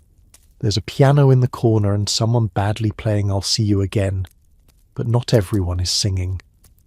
In the back, a woman sits alone with a half-drunk glass of stout and a photograph she keeps turning face down, then face up again. You only glimpse it once. A young man in uniform smiling with the calm of someone who didn't yet know. You sit nearby and overhear snippets of conversations that veer too close to memory. He never came back whole. We buried him in Belgium, or someone who looked like him. She still sets a place for him at Christmas. The sentences trail off, unfinished. That's how grief speaks here, in ellipses. The barman wipes glasses like he's been doing it for centuries. He leans into a regular and murmurs, "Another one jumped from the bridge." The man winces. "Which one?" The barman hesitates. "Billy, from the bakery." Neither speaks again for a while. Outside, you pass the post office and see a new sheet pinned to the notice board. "Inquirers for missing persons, France sector, Ypres region." Below it, a mother is tacking a black and white photo with shaking hands. Her son's name is written in block letters, though the ink runs from the rain. You walk down to the railway arches, where a soup kitchen has formed out of crates and canvas. A dozen men in threadbare coats gather for tea and silence. You recognise the haunted look in their eyes. It's not poverty alone. It's memory that won't sleep. One man stares at his boots and mutters, "I still hear the whistles." Another says, "I don't know how to be happy without feeling guilty." No one disagrees. The volunteer hands out bowls like blessings. One by one they sit in the quiet. Later, in a drawing room in Chelsea, a woman in her 50s hosts a séance. not out of spectacle, but desperation. Her daughter whispers, she knows it's fake, but sometimes the voice sounds close. The medium says nothing, only lights the candles. You decline to join. You're tired, but not in the usual way. It's the kind of tired that comes from witnessing a nation dressed in velvet and gold, but stitched together by sorrow beneath the seams. As you walk home, a newspaper boy stumbles past calling headlines, "New growth in industry! Women enter trades! A decade of progress." You believe him, but only half, because you also pass a small garden where a man plants tulips in silence. On the fence, a plaque reads, "For Arthur, 1898-1917. You pause, he nods, doesn't explain, doesn't need to. The 1920s in England are painted in bright lights and music, but in the quiet spaces the war still breathes. You can't see it unless you're still, but once you notice it, it's everywhere. You wake to the sound of a motorcar coughing to life outside your window. It sputters, then roars, a mechanical beast shaking off sleep. You lean out and catch a glimpse of its driver, a young woman in leather gloves and goggles, her scarf snapping in the wind. She doesn't look left or right before she turns onto the road. She just drives. You dress quickly and follow the street east toward the new estates. The smell of coal and chimney smoke fades, replaced by something unexpected. Fresh paint. You arrive at a row of whitewashed houses, identical as teeth, clean-lined and proud. Each has a little garden, a square of grass, a shiny milk chute. A plaque by the gate reads, "Homes for Heroes, 1924. Inside one of them, a man in shirt sleeves is fitting shelves. He worked in the pits once, then joined the army, and now he sells insurance. His wife brews tea in a tiled kitchen she didn't grow up with. "We've got hot water," she says, half laughing. "Hot water every day." There's awe in her voice still. You walk past a row of nearly finished flats. One has a slogan painted on the scaffolding, "Better housing, better Britain." A builder with plaster on his sleeves tells you it's the new council scheme. "Not just bricks," he says, "it's dignity." You watch as a small boy races through the half-built halls, pretending to shoot imaginary enemies. His mother shouts after him, but not too hard. At a train station nearby, commuters step off sleek electric trams in long coats and smart hats. The old soot-stained bricks of the Victorian age are giving way to glazed tiles shining like mirrors. You stop in front of a station map redesigned in clean geometric lines.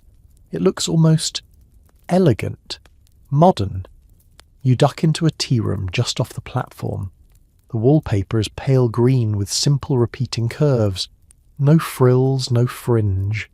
The chairs are smooth, the cups unornamented. You overhear a couple whispering about Bauhaus. The word sounds foreign, but the idea doesn't. "No more lace doilies," the man says. "We don't live in a palace." She nods. "We live in the future." You walk down the high street and notice shop windows reflecting it back. Simplicity, symmetry, order. A shoe store advertises "form and function in one." A furniture shop displays chairs without arms, tables without carving. One sign proudly declares, "No Victorian clutter." You pause at a display of toasters, sleek, curved chrome, next to radios with minimalist knobs and polished black glass. You feel like you've stumbled into a machine's dream of a home. Cold, a little, but fresh. In Clerkenwell, you step into a flat recently built for single women clerks. It's barely more than a hallway and a bed, but the woman who lives there shows it off like it's Versailles. "A flat of one's own," she says, lifting her chin, "and a gas ring that lights every time."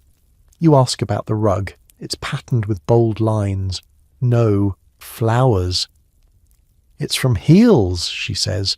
Good design isn't just for the rich anymore. She puts on a record. The music is modern too. Short phrases, staccato rhythms, no sweeping strings. It doesn't try to lull you. It demands that you listen. You sit, and for the first time in days, nothing in the room tries to pretend. Everything is what it is. Straight lines, smooth surfaces, honest materials. And in this New England, so often wounded, so often haunted, you start to understand the appeal of clean design. Because when the past is heavy, you build something light. Outside, the wind picks up, tugging your coat hem as you stroll through Hampstead. Here, the changes are quieter, but just as stark. You pass a row of newly built homes with flat roofs and long horizontal windows, houses that look like they're leaning into the future. Gone are the turrets, the gingerbread trim, the ornamental ironwork of the last century. These homes speak with straight lines and whisper, "We don't need decoration to feel proud." You step into one of them, an open house, the sign says, and are met by the scent of polish and new plaster. A man in a cardigan greets you. It's a show home, he explains. Modern style, modern life. He gestures at the sitting room where every piece of furniture has a purpose. No knickknacks, he grins. Dust can't hide anywhere. A young couple walks in behind you. She eyes the sink in the corner of the lounge. "That's efficient," she murmurs. He nods, running his fingers along a chrome handle. "Functional is beautiful," he says. You don't know if he believes it yet, but he wants to. Later that afternoon, you find yourself at the Isakon building, a concrete giant rising like a question mark over Lawn Road. It's new, stark, white as chalk. The future of communal living, someone tells you.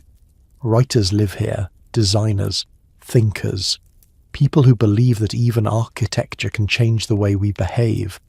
Inside, it smells like boiled vegetables and varnish. The walls are bare, the chairs are plywood. A woman with ink-stained fingers explains that she shares her kitchen with 3 others. "It keeps you civil," she says. "You can't be petty in a shared space, not for long." That night at a dinner party near Bloomsbury, you notice the cutlery is heavy and German, the walls bare except for a single abstract print. The conversation floats between Marx and Morris, Formica and Freud. Someone pours wine into tumblers instead of crystal goblets. "What's the point of pretending we're aristocrats?" a guest mutters. "They've had their turn." And yet, beneath this aesthetic clarity, there's something more. A yearning to start again. Not just from the war, but from the clutter of Victorian guilt. These people don't just want clean lines, they want clean slates. You sit beside the window and look out at London's rooftops. Some are still smoky and crooked, others now sport aerials and skylights.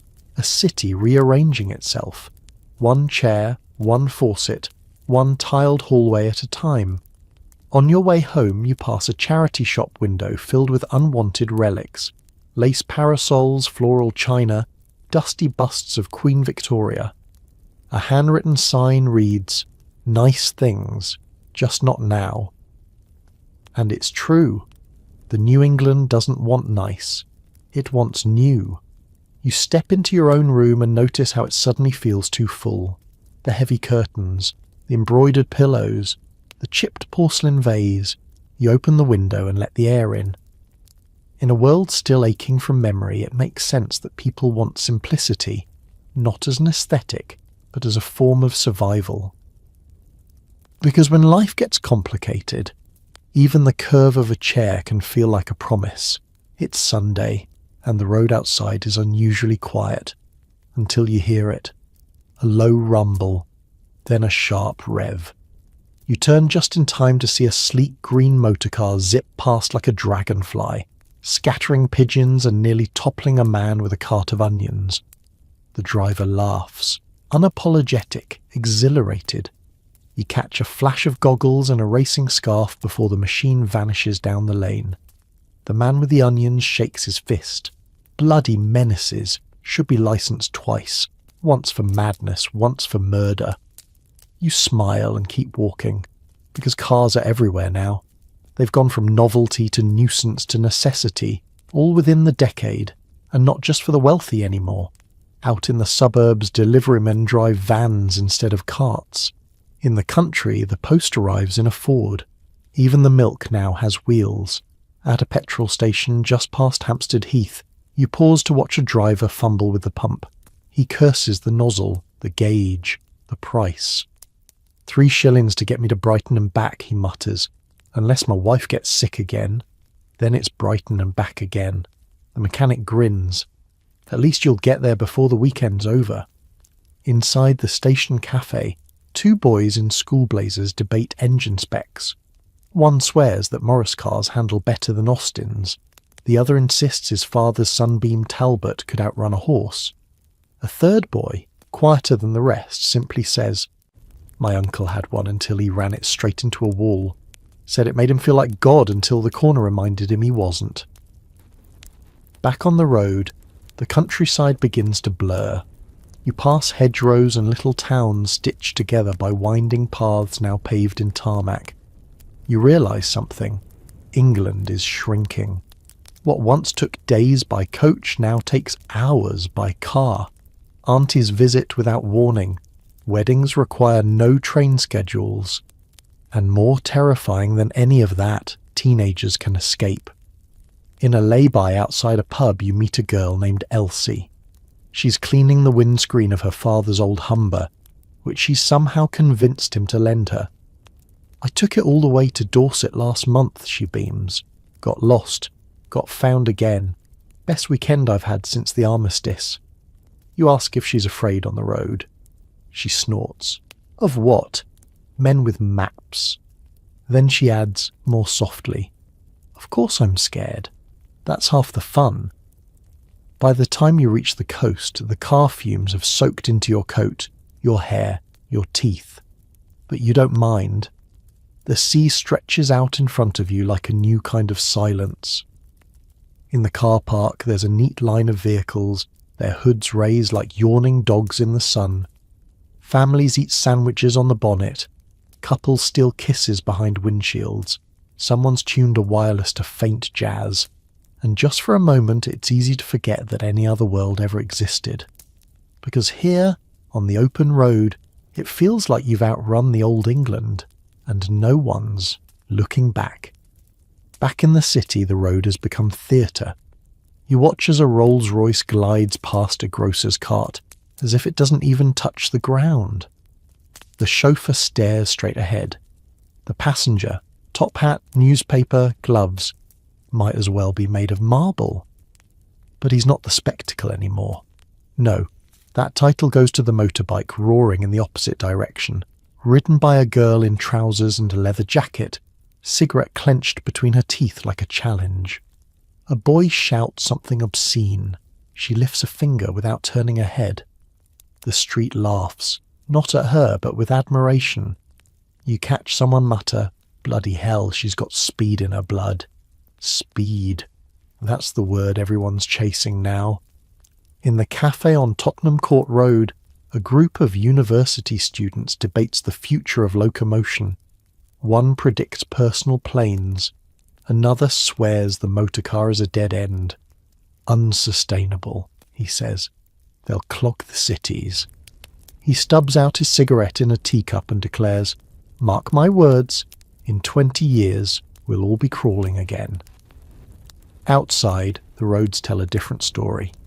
You pass a traffic island near Piccadilly where a constable is trying and failing to control the flow. Horns blare. A man in a Bentley cuts off a grocer's lorry, shouts something rude and vanishes in a cloud of dust. The constable just shakes his head. "They used to tip their hats," he mutters. A boy on a bicycle weaves between the gaps, brave or stupid or both. You see him again later, trousers torn, pushing his bent wheel with a grin. "Still faster than a tram," he shrugs. At the newspaper stand, headlines scream about new road regulations, speed limits proposed, highway deaths reach record numbers. You read of accidents on the Great North Road, of pile-ups near Oxford, of a boy in Kent run over by a delivery van he never heard coming. Beneath the article, a woman writes to the editor, We prayed for faster lives. Now we don't know how to stop. And it's true. Even in the suburbs, quiet no longer means still. You pass children drawing chalk roads on pavements, making honking noises with their mouths. A boy wears a cardboard steering wheel around his neck. "I'm going to drive to Africa," he tells his sister. She says, "Idiot, there's water." He shrugs, "Not in my car." In the cinema that night, a short newsreel shows new motorways proposed near Birmingham. "England will soon be joined like clockwork gears," the announcer boasts, voice crisp with pride. The audience nods. A man claps once too loudly. But later, as you walk home beneath a bridge, you find a rusted bicycle leaned gently against a wall. Tied to the handlebars is a note in pencil. "Gave up trying to keep up." It's signed with a smudge. The city hums around you. The taxis, the lorries, the engines that never quite sleep. And somewhere behind all that motion, you wonder, what have we lost in the rush? To move? You wake to the scent of spices wafting through your window. Not the usual roast or porridge, but cardamom, cumin, something smoky and sweet that pulls you to the sill. Down below, the baker's old cart has been replaced by a stall covered in bright cloth and steaming pots. A man in a white apron stirs a vat of something golden while chatting in accented English to a woman carrying a crying child. "No charge today," he says softly, ladling the food into a tin. "You need to eat." You didn't notice it before, but now you see it clearly. England is no longer just England. As you walk through Stepney, you hear Yoruba prayers echoing softly from a flat above a grocer. A baby cries in Punjabi down the lane. In the market, a Jamaican sailor jokes with a butcher about his recipe for goat stew. "Too much time, not enough time," he laughs. The butcher doesn't get it, but he laughs anyway. You pass a hairdresser's shop with faded signs in 3 languages: English, Urdu, and something you can't place. The woman inside braids a child's hair while speaking softly in 2 tongues at once. You wonder how many people in this city speak more than 1 language, and how many still feel unheard. At the docks, cargo workers swarm over wooden crates marked with stamps from every corner of the empire: Calcutta, Lagos, Kingston, Kuala Lumpur. A crane swings overhead, hoisting a crate that leaks the smell of dried fish and ink. A child points and shouts, "That's from where my granddad came." No one corrects him. No one questions it. You stop at a corner shop run by a Chinese man and his teenage son. The father's English is halting, but the boy fills in with ease, slipping between dialects like shoelaces through eyelets. "We sell tea to people who used to conquer us for it," he says with a grin. Funny, right? A newspaper headline catches your eye. "Soho's new sounds. Afro-Cuban rhythms take London stage." You buy a copy and find the article full of names you don't recognise. Musicians with accents and drums that don't belong to Sussex, but they belong here now. The writer calls it an invasion of rhythm. You fold the paper and whisper to yourself, "No, it's a return." In a small church near Lambeth, a sermon is delivered in Creole. A choir sings in 3 harmonies at once. After the service, women in bright wraps and heavy coats offer meat pies and roasted cassava to strangers. A woman presses a piece into your hand. "We call it home food," she says, "even when we're far." You find yourself in a back alley where a Trinidadian man plays steel pan music on old oil drums. Children dance barefoot. A constable watches from a distance but doesn't interfere. The man smiles at you. "London's noisy," he says, "so I give it a different kind of noise." That night, you sit in a cinema where the man beside you smells faintly of clove cigarettes and sea salt. He speaks with an accent shaped by trade winds and tobacco fields. Halfway through the film, he leans over and asks, "Do you think England knows it's changing?" You consider the question. Then answer, "Yes. That's why it's pretending not to." Morning light glints off the puddles in Whitechapel as you weave past shop fronts blooming with unfamiliar goods. Bundles of sugar cane, tins with Hindi labels, hanging strings of dried red chilies. You pause outside a tailor's with fabric in colours you've never seen on English skin. Saffron, cobalt, emerald. Inside, a man measures a client's shoulders while humming something between a hymn and a lullaby. The bell over the door rings, and a woman steps in wearing a sari under a London trench coat. She asks if her son's school blazer is ready. The tailor nods, pats the folded bundle on the counter. "One stitch at a time," he says, like building a life. At a nearby corner, a makeshift cricket match erupts in the alley. The bowler shouts in Gujarati. The batsman answers in Cockney. The ball, stuffed with old socks, bounces off a tin bin lid and into the street, nearly hitting a constable's boots. He picks it up and throws it back with a grin. "Just don't smash any windows today." In the library, the foreign language section is growing. You find copies of Black Man's Burden, The Soul of a People, and a slim, dog-eared volume of Caribbean poetry tucked between books on Churchill and Chamberlain. The librarian glances over. "We're behind the times," she murmurs, "but we're shelving them finally." By the canal, you pass a gathering of dock workers from Sierra Leone and Barbados, sharing stories over mugs of weak tea and fried plantains cooked on a steel plate balanced over a coal bin. One of them has a faded tattoo of a Union Jack on his forearm. Another wears a pendant carved with the shape of his homeland. When they laugh, it's from the chest. When they grow quiet, it's with a gravity older than the docks themselves. You overhear a conversation between two boys near a bakery. One speaks perfect Queen's English. The other switches between Somali, Arabic and slang you can barely track. The first says, "Mum says we don't belong here." The second grins.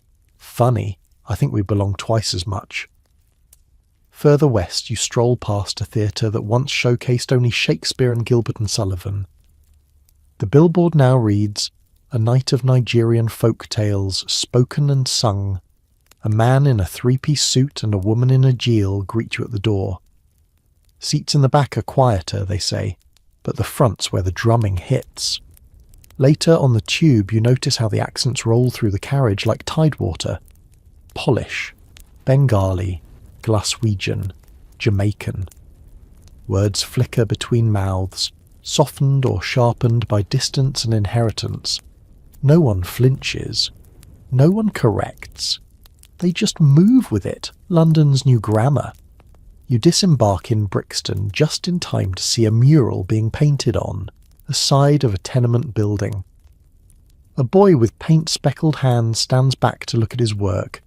It's a woman, black, bold and laughing, lifting a teacup skyward. Below her the words, "Home is where you shape it." That night, you dream of borderless kitchens and songs sung in 3 tongues, of mothers frying dumplings beside photos of distant cousins, of fathers writing letters back home on borrowed stationery, starting with, "London is cold, but it's opening its hands." You wake before dawn to the sound of birdsong and mopeds, and just like that you know, this island is no longer an island. The sky is grey, but the music is loud. You're in the back room of a fish and chip shop where someone's twisted the dial on a wireless to a static-filled burst of ragtime. A boy no older than 15 bangs his fork to the beat. A girl in a hand-me-down school coat laughs too hard at a joke no one else hears. She scrawls something in chalk on the wall. "We're not our parents." You believe her, because youth, real, unapologetic youth, is arriving like a summer thunderstorm. It's not just fashion or slang anymore. It's a state of refusal, and it's growing louder every day. You walk through Holborn and find a crowd of teenagers lingering outside a music shop, not buying, just listening. A gramophone plays a forbidden American record. The clerk tries to shoo them off, but they come back as soon as his back's turned. One of them mouths the lyrics, knowing every word by heart, despite not owning a copy. A tram rumbles past, and you glimpse a girl in the window sketching in her notebook. Not flowers or dresses, but a cartoon of her teacher with devil horns and a monocle. The boy beside her wears a school cap half off his head, reading a penny novel titled Daring Deeds of the Air Corps. You're not sure if it's fiction or fact. He doesn't care either way. You stop by a barber's and see a sign taped to the mirror. No more Brill cream. You lot are slick enough. The chairs are filled with lads arguing over whose school's worse and who'll be the first to leave and never look back. 2 more years, one swears.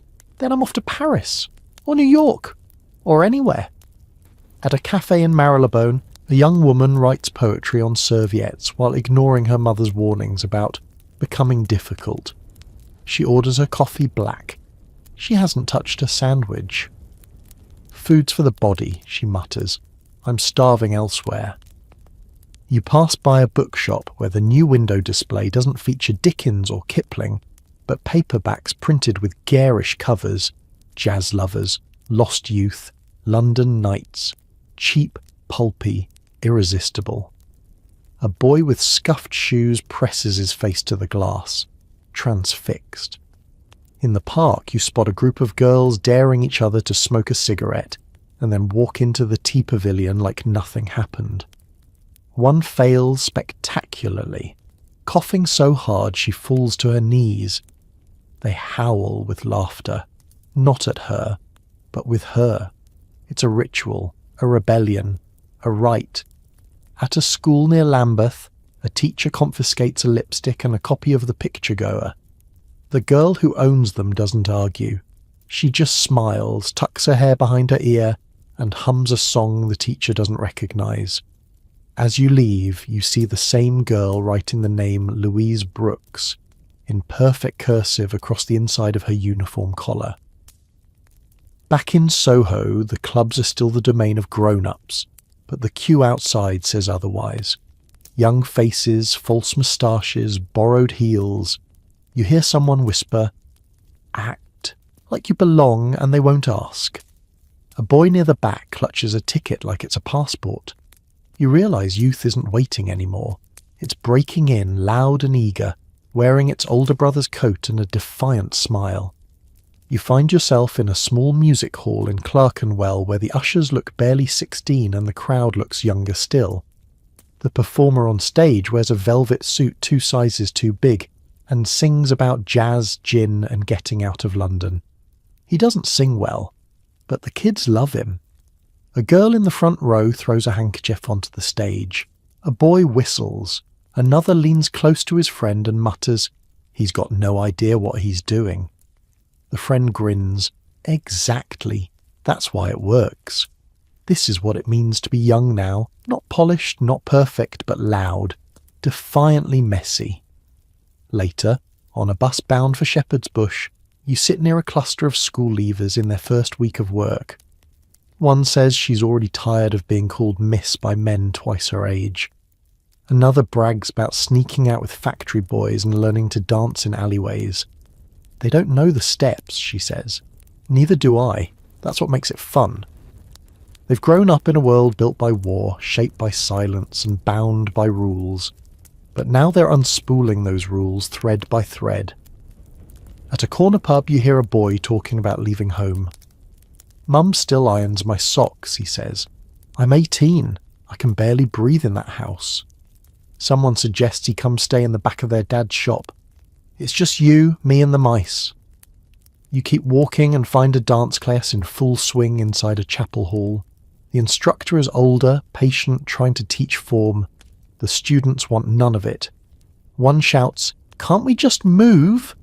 The piano player shrugs and switches to a faster tempo. Chaos ensues. Beautiful, gasping chaos.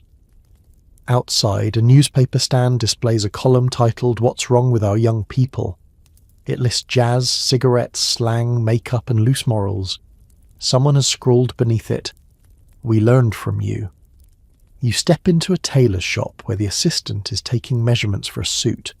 The client is barely 20 and wants it cut slim, short, bold. "I want to look like a film star," he says, "but one who drinks too much and gets the girl anyway." The tailor sighs and says, "Everyone wants to look like someone else now." But he still takes the measurements. In a library, a girl slips a paper back from her coat and hides it inside a book of poetry.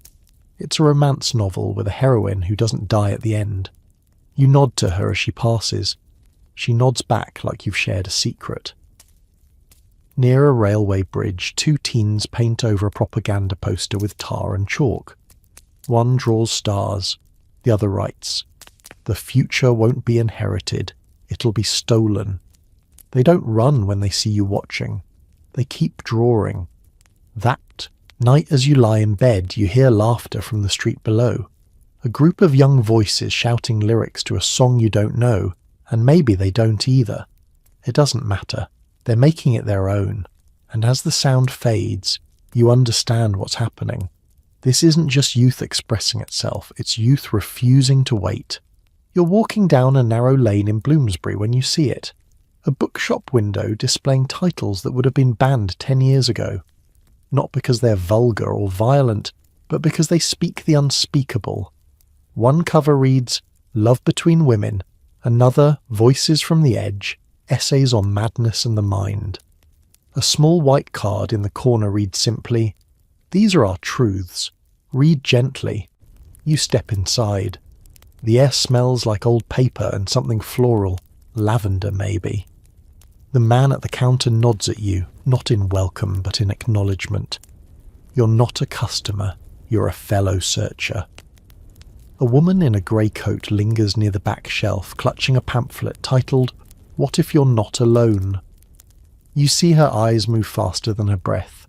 She tucks the paper into her bag like a secret and walks out without buying anything else. You pick up a volume, an anthology of letters written by women to each other, never sent. The editor's note says they were found hidden in drawers, behind wallpaper, under floorboards.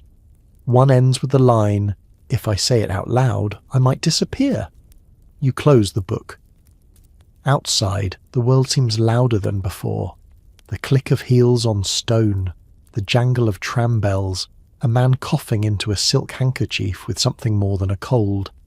In the newspaper kiosk, a headline shouts, "Moral Decline Among Modern Youth." The article rages about lipstick, radio, and unwholesome literature. You glance at the boy behind the counter, lipstick smudged on his collar, dog-eared paperback tucked under his stool. He sees you notice. You both say nothing. Down by the riverside, a young man in a wool coat stands alone, chain-smoking and watching the water. You sit beside him. He offers you a cigarette without looking. You both stare ahead. He breaks the silence first. "I told my brother I loved a man." A pause. "He told me I was cursed." The wind tugs at your scarf. You don't say anything profound. You just nod.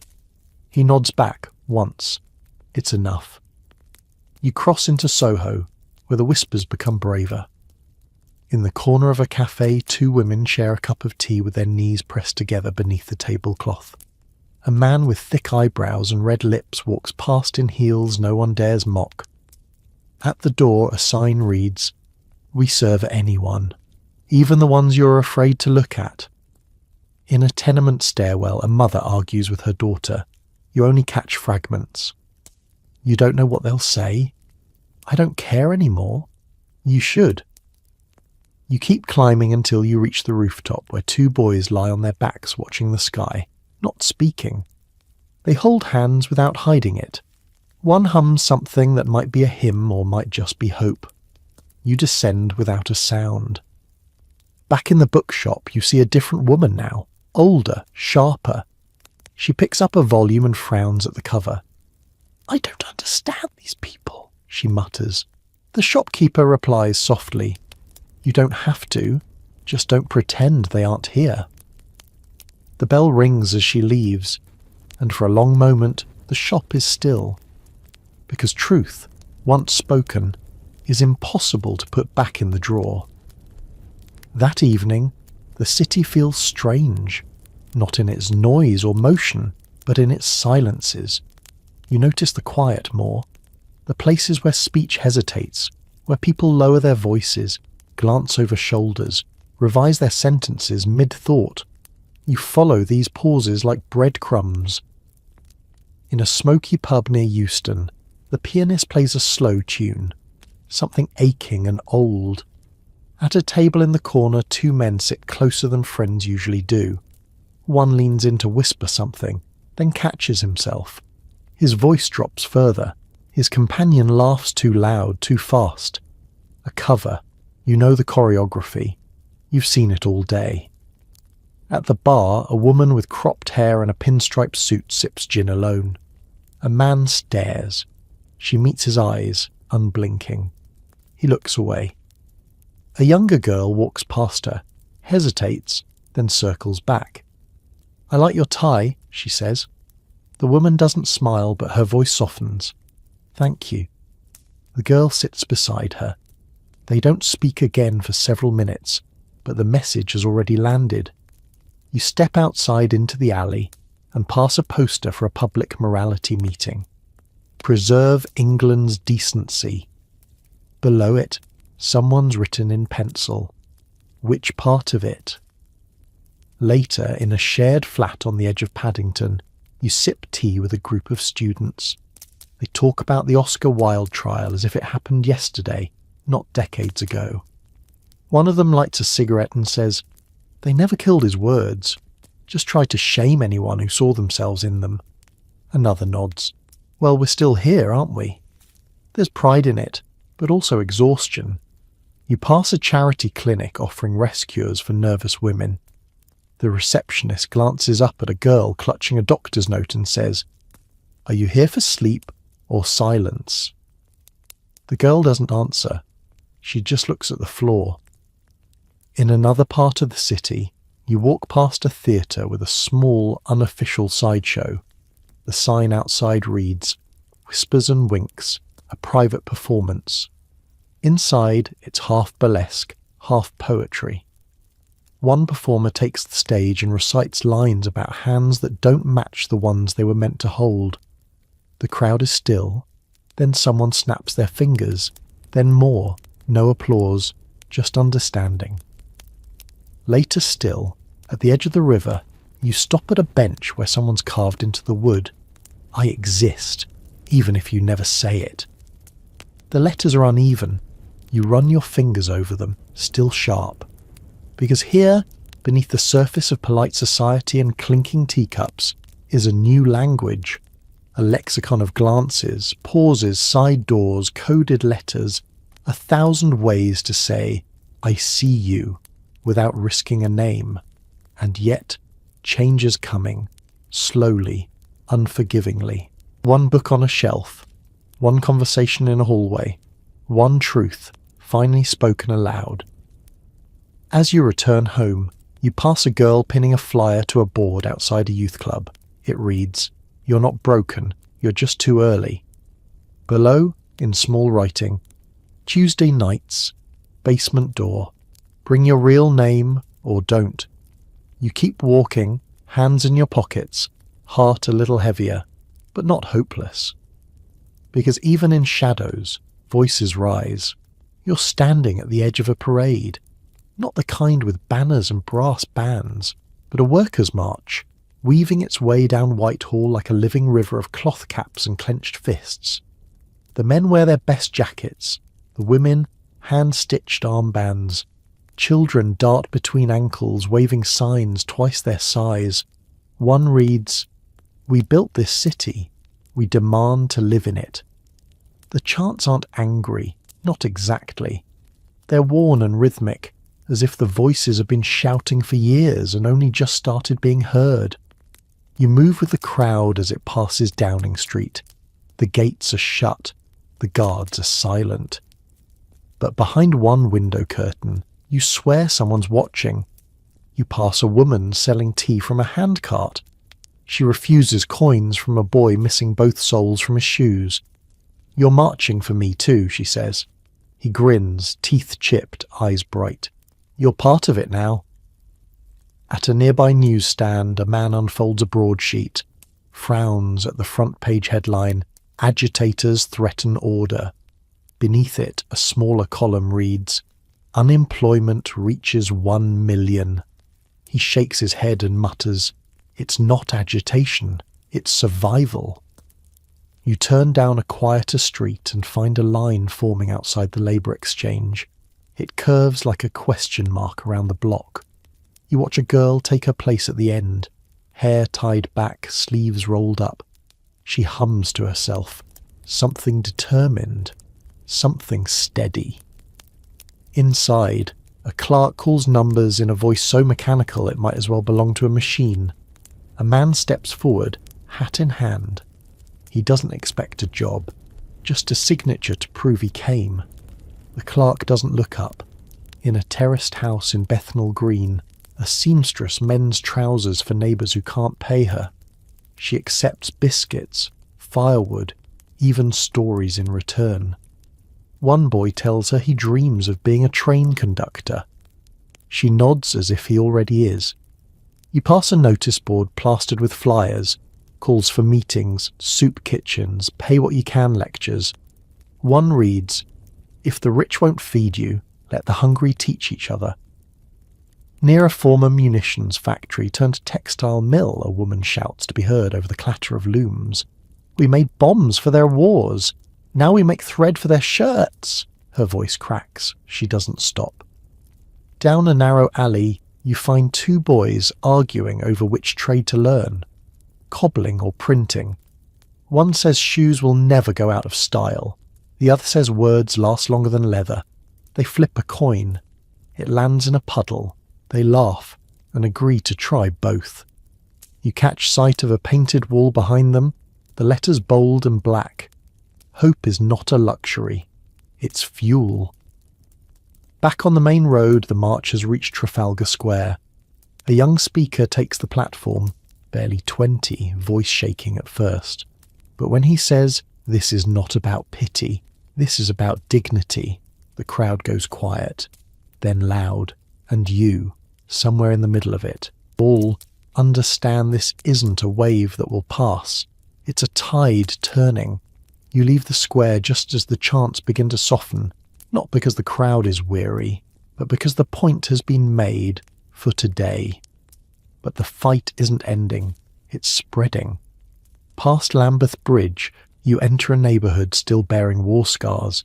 Buildings propped by timber, roofs patched with corrugated tin, whole streets that look as if they've held their breath for a decade. And yet, here in the cracks, community pulses like blood under the skin.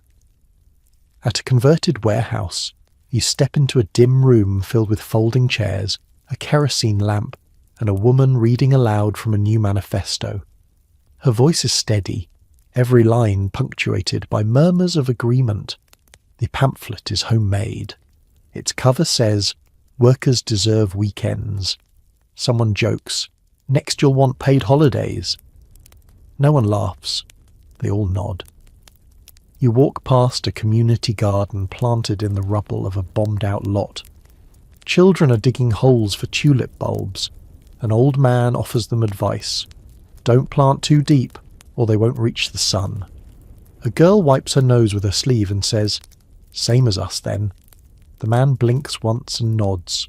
Further along, in a church basement not much larger than a broom closet, you find a night school in progress. A woman teaches 5 adults how to write their own names. She does it without condescension, only warmth. One man grips his pencil like it's a chisel. He finishes the G in George and exhales as if he's broken stone. Upstairs, volunteers make soup from donated bones and bread heels. A chalkboard tallies how many mouths were fed this week. 237. Someone's added in smaller script. More than last week, less than we hoped. At a nearby printing press, a teenage apprentice learns to typeset strike notices with inky fingers. The older printer, who once made posters for Empire Day, now helps him prepare a flyer that says, "You're not lazy, you're locked out." You step into a laundrette, where a woman scrubs sheets while humming a folk song about a miner's wife, who sells her wedding ring to buy coal. Another woman nearby sings the next verse. They don't know each other's names, but they share the rhythm like sisters. On your way out, a man stops you and presses a handbill into your palm. It's an invitation to a cooperative meeting. Don't worry, he says. It's not about politics. It's about bread. Then he grins. Well, maybe it's both. As night falls, you pass a boarding house where people crowd around a radio in the parlour. The announcer's voice is clipped and posh, reporting on economic recovery with an optimism no one in the room seems to feel. One listener mutters, "He's never queued for sugar." Another laughs dryly. "He's never queued for air." And still there's a flicker of pride here. Not just survival, but invention. People learning to stretch, to share, to speak up.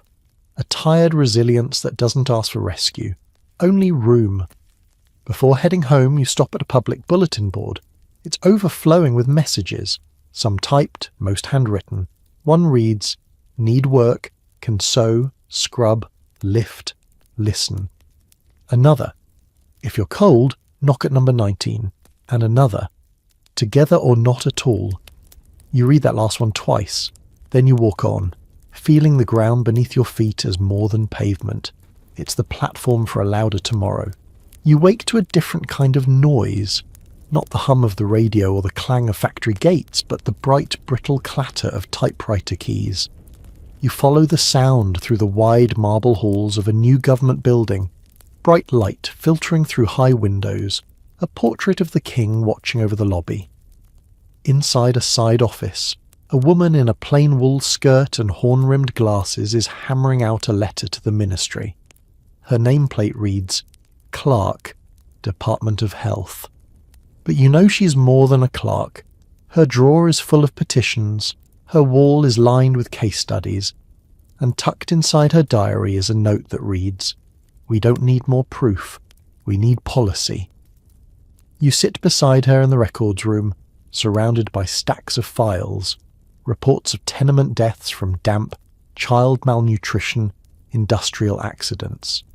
She slides one folder across the table. It reads, "Proposed expansion of public housing, East End." Someone's written, "Denied," in thick red pencil.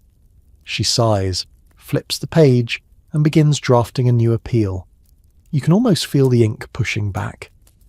Across town, in a hospital ward smelling faintly of antiseptic and despair, a doctor explains to a young mother that her child can't stay, not because the baby is well, but because there are too many others waiting.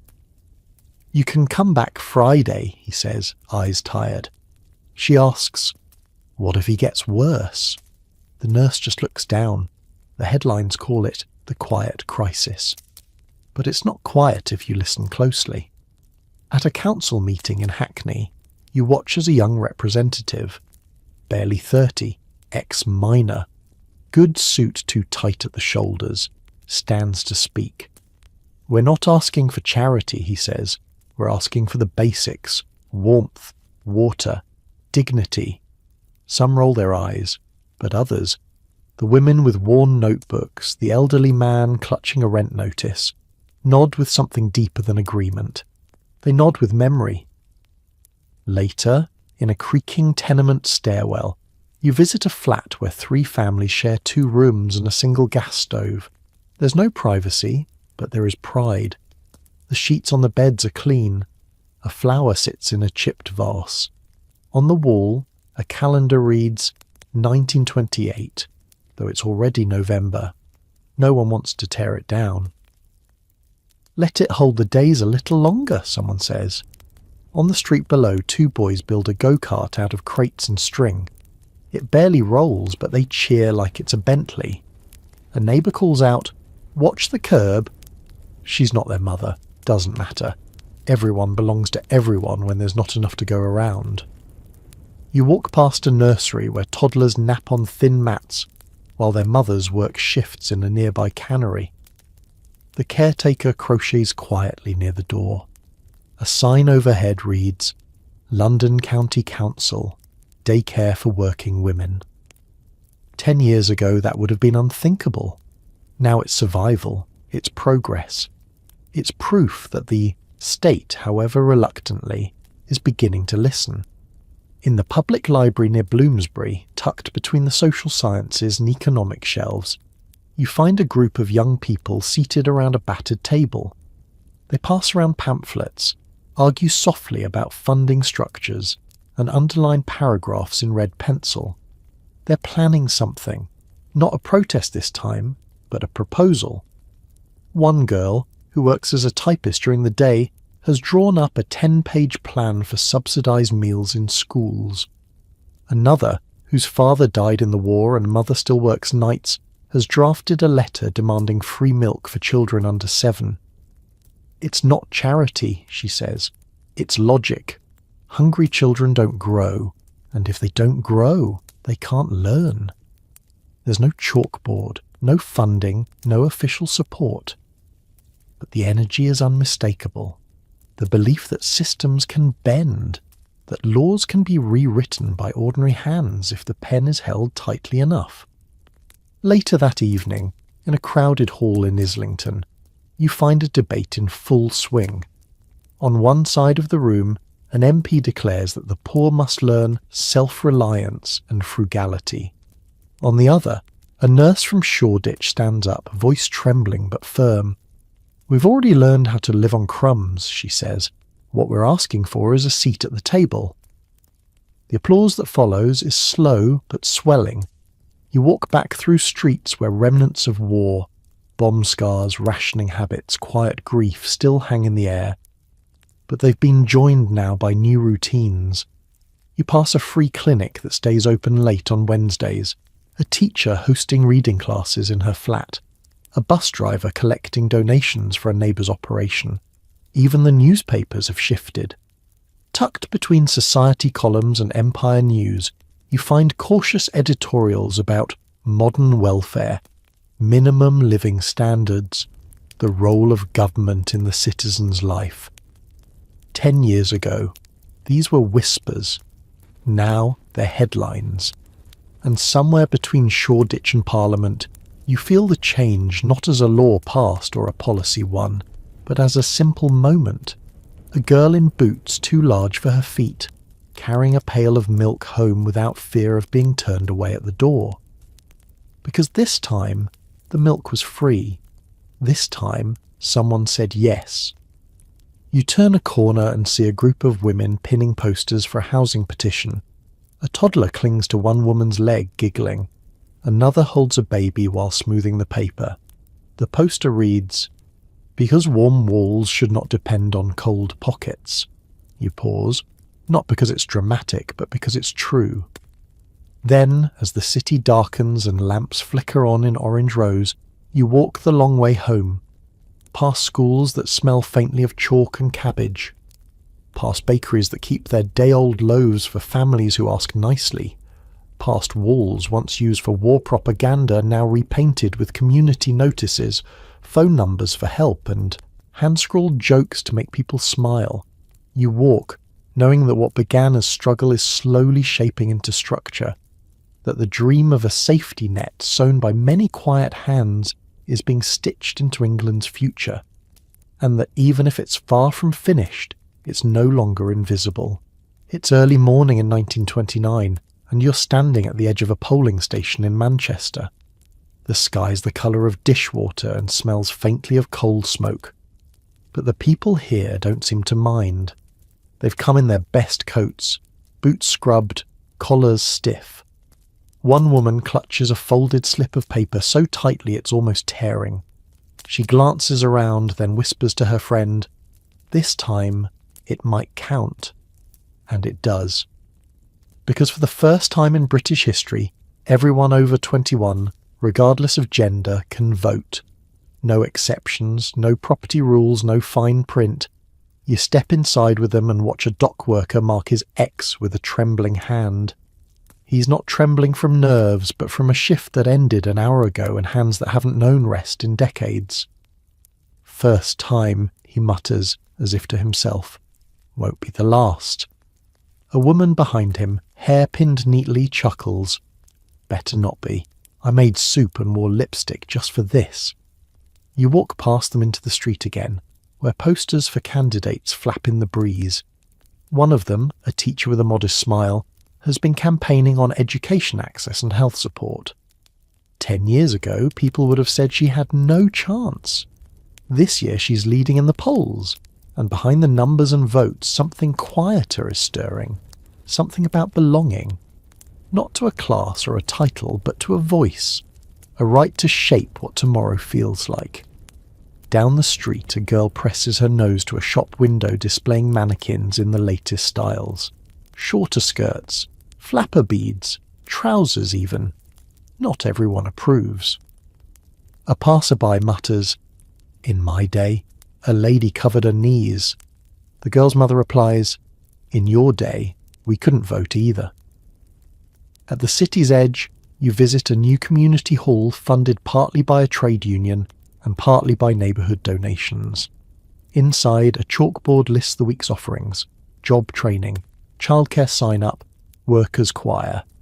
Someone's added a crooked heart beside the word choir. You sit in the back of a sewing circle as a woman talks about her new job as a tram driver. "I used to scrub their uniforms," she says. "Now I wear one." A seamstress nearby laughs. "Do they let you sing on the route?" "Only on Sundays," she grins. "The men don't dare stop me."